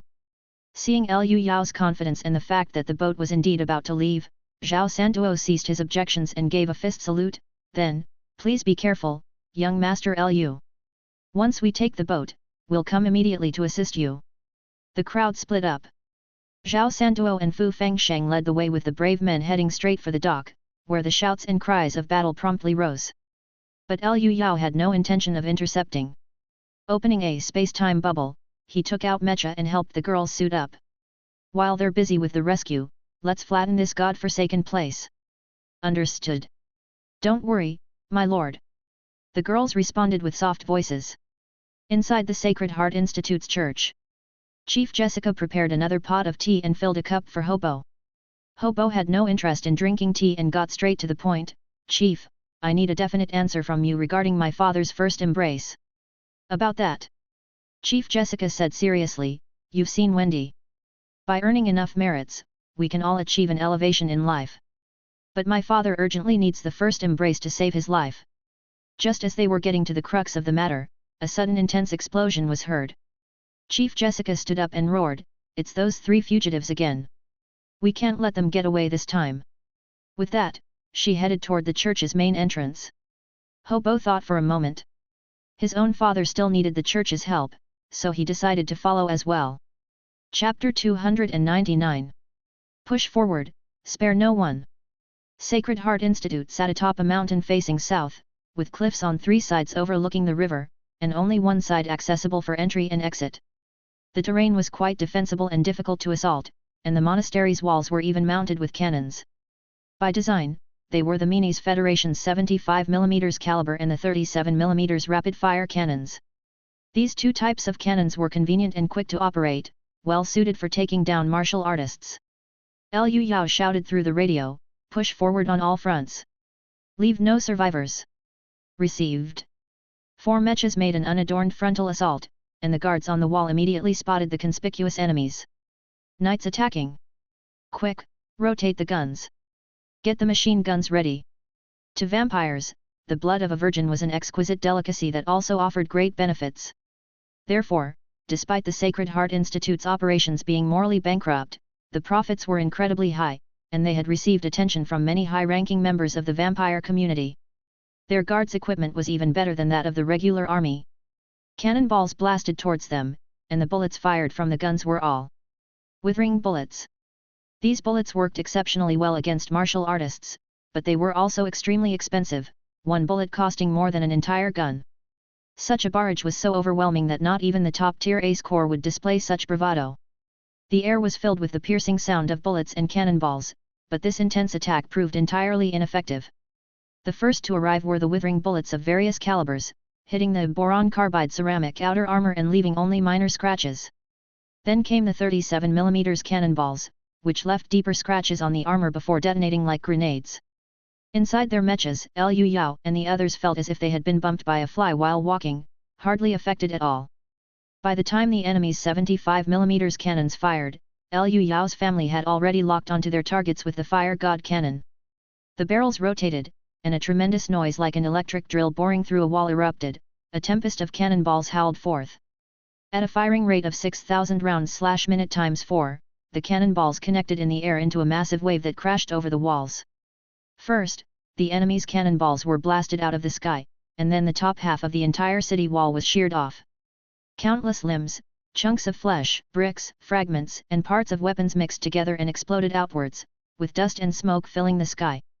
The 4 mechas didn't slow down, arriving at the base of the walls. Liu Yao and the others exhaled and opened their mouths, their spines powering their entire bodies, which then translated into surging power for the mechas. Suddenly, all 4 mechas leaped 10 meters forward, collapsing the southern wall and crushing a multitude of enemies in their embrace. They had breached the defenses too quickly. At this moment, the armed forces inside the monastery had just finished assembling. Countless blonde-haired, blue-eyed foreigners roared as they picked up various weapons and fired at the mechas. Among them, nuns in white robes brandished machine guns and sprayed bullets wildly. The family worked together seamlessly, without the need for commands or communication, and immediately went on a killing spree upon entering. The fire god cannon's cannonballs formed a line of fire, sweeping across areas, turning them into a chaotic mess. Countless soldiers were turned into meat paste, including knights in steel armor, who lasted only a fraction of a second longer in front of the fire god cannon. Given that the monastery provided virgin blood, an important resource for vampires, there were surely many demon beast guardians. A nun in white robes, finding her machine gun utterly useless, instantly transformed her beautiful face into a fierce one, her eyes turning blood red and fangs protruding as she suddenly became a blood shadow lunging at Liao Qi. Previously, it had observed that among the 4 intimidating mechas, this one was the clumsiest. Because Liao Qi's cultivation was the lowest, the 1.6-ton mecha was still somewhat heavy for someone in the marrow-cleansing realm. But with the help of her beloved, she had reached spirit refinement firmness. This was the biggest assist Liu Yao had ever provided up until now, clearing the obstacles on her path of cultivation. Suddenly, Liao Qi entered the spirit refining state, and everything in the world slowed to 0.4 times speed, including the blood shadow that was pouncing towards her. She lifted her right arm, and from the mounted automatic shotgun beneath, roared a burst of silver beads. The silver beads formed a wall, blocking all of the enemy's possible evasion routes. The vampire was helpless against the numerous silver beads striking it, immediately revealing its human form as it fell to the ground. A beautiful nun in a white robe was emitting white smoke all over her body, her mouth full of sharp fangs as she let out a loud wail. The silver beads that had entered her body were causing her immense pain. Liao Qi raised her foot and stomped down, only to hear a loud clang reminiscent of a pile driver, and the upper part of the demon beast nun's chest was crushed under her foot. Liao Qi twisted her foot a few times and in an instant, the enemy disintegrated into ash. Before she could even rejoice, a loud boom sounded as she was hit by a 75mm cannonball. Normally, such a shell could penetrate a 35mm thick steel plate or blast a hole 1 meter in diameter and half a meter deep into the ground. But when the mecha was hit by this, it only bore some charred marks. The multi-layered composite armor completely absorbed the kinetic energy of the shell, leaving Liao Qi unharmed. She stepped back to discharge the force, shouting angrily, "So you've all got your sights on me, hey? Die!" She turned the fire god cannon towards those who had fired at her from afar, blasting the 3 artillery operators into a mist of blood. Then, she lifted the flamethrower on her left hand and sprayed a 60-meter-long pillar of fire, turning countless enemies into screaming, running torches. Liu Yao and the others were not slow in their slaughter either. With the fire god cannon, automatic shotgun, and flamethrower in combination, they reduced the monastery to flat ground. Not only were the guards killed, but the various buildings collapsed instantly after being swept by the fire god cannon. Now only the church remained standing in the monastery. And the 2 people inside the church were scared out of their wits. Chief Jessica opened the doors of the church just in time to witness the moment when Liao Qi crushed the nun demon beast. Which country's knight armor is this? The 4 mechas in front of her were completely different from the knight armor equipped by the great powers. At first glance, they were clearly more advanced, not to mention the powerful weapons they carried. And Hobo, with a turn of his eyeballs and without saying another word, turned and ran, crashing through the church wall and escaping through a hole, then jumping off the cliff into the river below. Hobo knew very well. The monastery guards who were exterminated outside had combat strength stronger than regular armies. This situation was obviously not something he could handle. The Ho family may not have other skills, but they were adept at seizing the opportunity to act. The air was filled with an unpleasant scent of scorched and bloody smells, as Liu Yao and his group slowly advanced. Chief Jessica kept retreating and shrieked, "Who are you? This is a property of the Minis Church, protected by the Federation Constitution." She had only gotten halfway through her sentence when she secretly grasped the holy emblem. The next second, a semi-transparent tentacle thicker than a utility pole reached out from the void behind her and lashed violently toward Liao Qi. Will this never end? The girl bent her arm and with a clang, blocked it, sliding 3 feet in the air. Chief Jessica, with a cold face, stomped and charged at Liao Qi. Sadly, the very next second, another mecha materialized in front of her and with a fierce punch, sent her flying. This person was none other than Liu Yao. He approached slowly, each step causing the ground to tremble slightly beneath him. Chief Jessica was about to act again, but her legs were blasted away by Li Pei's gunfire. She screamed in agony, clawing at the ground as she tried to crawl, only to be stomped down by Liu Yao. Chief Jessica flailed her hands in an attempt to break free, but the metallic limbs on her body did not move an inch. The next second, Liu Yao raised his left arm equipped with a flamethrower and sprayed out roaring flames. Chief Jessica let out a loud scream, struggling as she turned to char under the banner "God so loved the world." Meanwhile, on the river surface, Zhao Sanduo, Fu Fangsheng and others had finally seized control of the cargo ship. Panting heavily, they said, "These automatic sprayers are really powerful. Quick, let's go support Brother Liu. Hey, wait a minute. Where's the mountain monastery? Why has it disappeared?" They all looked up abruptly, only to see smoke billowing from the bare mountaintop. Zhang Daming responded, "While we were fighting just now, the monastery was ablaze with fire. It wasn't long before it collapsed." Chapter 300. Today, I will definitely help you rest in peace. Zhao Sanduo and Fu Fangsheng had no scares when taking over this side. The most formidable fighters on the ship were the 10 red-eyed, snarling western demon beasts. These demon beasts were unlike those they had seen before, not gentlemanly figures in suits and carrying handkerchiefs. Instead, they wore wide-brimmed hats, jeans, leather jackets, and neckerchiefs adorned with prints, a total cowboy look. They were struck by a storm of silver bullets, their bodies smoking white and retreating with piercing screams, one after another turning to dust. The followers of the Linjiang gang were only there to steer the ship. Their combat abilities were limited, and they had no chance against 2 blood exchange warriors, most of them being captured alive. With that, the group easily took over the ship carrying the female children. Fu Fangsheng exclaimed, "This gun packs a punch. It's to my liking." Zhao Sanduo, handling the gun with a trembling voice, said, "Each shot from this costs a taels of silver, it's too extravagant." "You've always been too penny pinching," Fu Fangsheng said. "Let's go. Go help Liu." Damn, where did the abbey on the hill go? The original plan was to take the ship and have the brothers with lower skills navigate towards Jinling to escape any possible pursuit. Moreover, there were countless bustling towns along the Yangtze River where they could easily settle these pitiful girls. Meanwhile, the 2 of them, along with Zhang Daming and other skilled fighters, were to rush to Liu Yao's aid. After all, there was a regular army in the abbey, and even if the Liu family was incredibly tough, they couldn't hold out for too long in a hail of bullets. But to their surprise, in the blink of an eye, the abbey on the hill had vanished, leaving only smoking ruins. One of the younger men in his 20s who had taken part in seizing the ship immediately climbed up to the crow's nest and looked out with a telescope for a long time before shouting down, "The Sacred Heart Institute has been flattened." "Really?" Fu Fangsheng, close to this young man, directly asked, "He Kui, are you sure you saw clearly?" The young man named He Kui shouted, "Brother Fu, I'm absolutely sure, it's just ruins now. And there are 4 figures, probably young Master Liu and his people. They are heading this way." Everyone looked at each other and then broke into smiles. Zhao Sanduo sighed with emotion, "Brother Liu, is truly unfathomable. If we were any slower, we would have ended up needing them to back us up instead." Fu Fangsheng, however, wasn't surprised. "I've heard long ago that his entire family are spirit refining experts." It seems that wasn't an overstatement. Everyone clicked their tongues in wonder, endlessly praising him, agreeing that Liu Yao was indeed a spirit refining expert able to achieve what others couldn't. But since things had gone so smoothly, there was no need to rush to escape on the boat. They pried open the hold to check on the condition of the girls. "Listen up, little ones, we're here to save you. Move back, we're going to open the hatch." After the young man named He Kui shouted, he struggled to pry the iron chains off the hatch. What the hell did these damn beasts chain it up for? Maybe they were afraid the accompanying demon beasts would sneak a meal?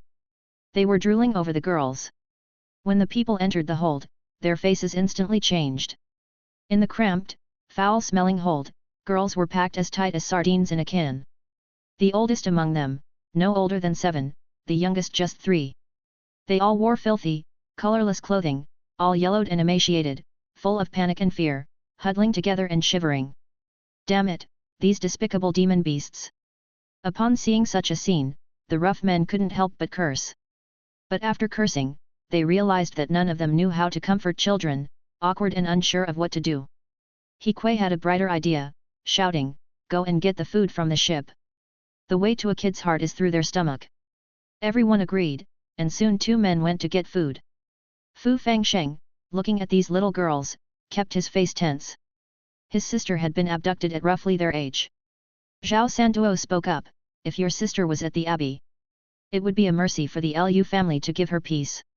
Fu Fangsheng nodded, "I know, I might not be able to do it myself. She still looks the same."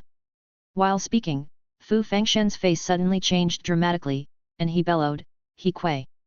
Get out of the way!" The young man named Hikui was quite special among a group of rugged men. His skin was fair, and his features delicate, just like Fu Fangsheng, both considered pretty boys in the traditional sense. But upon hearing about this matter, he followed without hesitation and hadn't flinched from beginning to end. At this moment, Hikui was holding a big pancake, tearing it into pieces and handing them out to the little girls. While doing so, he suddenly noticed a little girl in a western dress sitting in the corner with her knees hugged, not coming up to take the pancake. Thinking the little girl was scared, Hikui proactively approached, smiled warmly, and said, "Come and eat, we will set sail for Jinling soon, and everything will be all right." But before he could finish, the little girl interrupted, "Jinling? It's to the west." The little girl looked no more than 12 years old, fair and delicate, out of place among the other girls. Hikui was momentarily stunned, then said, "Yes, Jinling is along the Yangtze River to the west. I can't let the boat go west, sorry, big brother." "Hikui! Get out of the way!" Right at that moment, Fu Fangsheng charged over with a roar. Hikui instinctively turned to look, still not fully comprehending what was happening. But he suddenly realized that his perspective was getting higher and kept tumbling. The next second, he saw a headless corpse that looked familiar to him. Catching Hikui's bewildered, blood-dripping head, Fu Fangsheng's eyes split with fury, "Ah! I've killed you!" Stomping the cabin into a spray of wood chips, Fu Fangsheng launched Thunder Rush Palm and shot forth like lightning. The little girl's figure blurred and vanished, followed by several explosive sounds in the air. The next second, Fu Fangsheng flew back even faster than he had come, smashing a huge hole in the cabin and crashing onto the dock.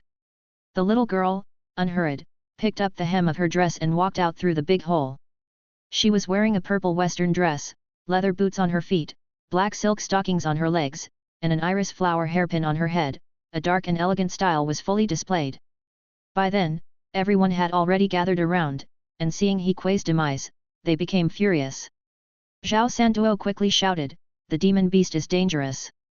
Stand back!" Vampires were exceedingly agile, and those without enough strength would only hinder if they got too close. With resentment, the crowd retreated to form a battle line, leaving the arena to the powerhouses. The little girl did not bother with the riff-raff, coming straight to Fu Fangsheng and said with a smile, "Brother, you are really weak. But, your blood is quite delicious." Its eyes turned red, fangs protruded, and it meticulously licked clean the blood that stained its hand. Fu Fangsheng rose from the ground and muttered, "Fu Jianqian, is it you?" The little girl giggled, "People now call me Wendy." Fu Fangsheng looked at his sister who had disappeared for 20 years but still looked like a 12-year-old, his hands trembling slightly, and asked quaveringly, "These years, have you been well?" Wendy replied sweetly, "Very well. My master bestowed upon me the first embrace, fixing my appearance forever at life's most beautiful moment." It pulled open its collar to reveal a small neck, showing 2 distinct bite marks.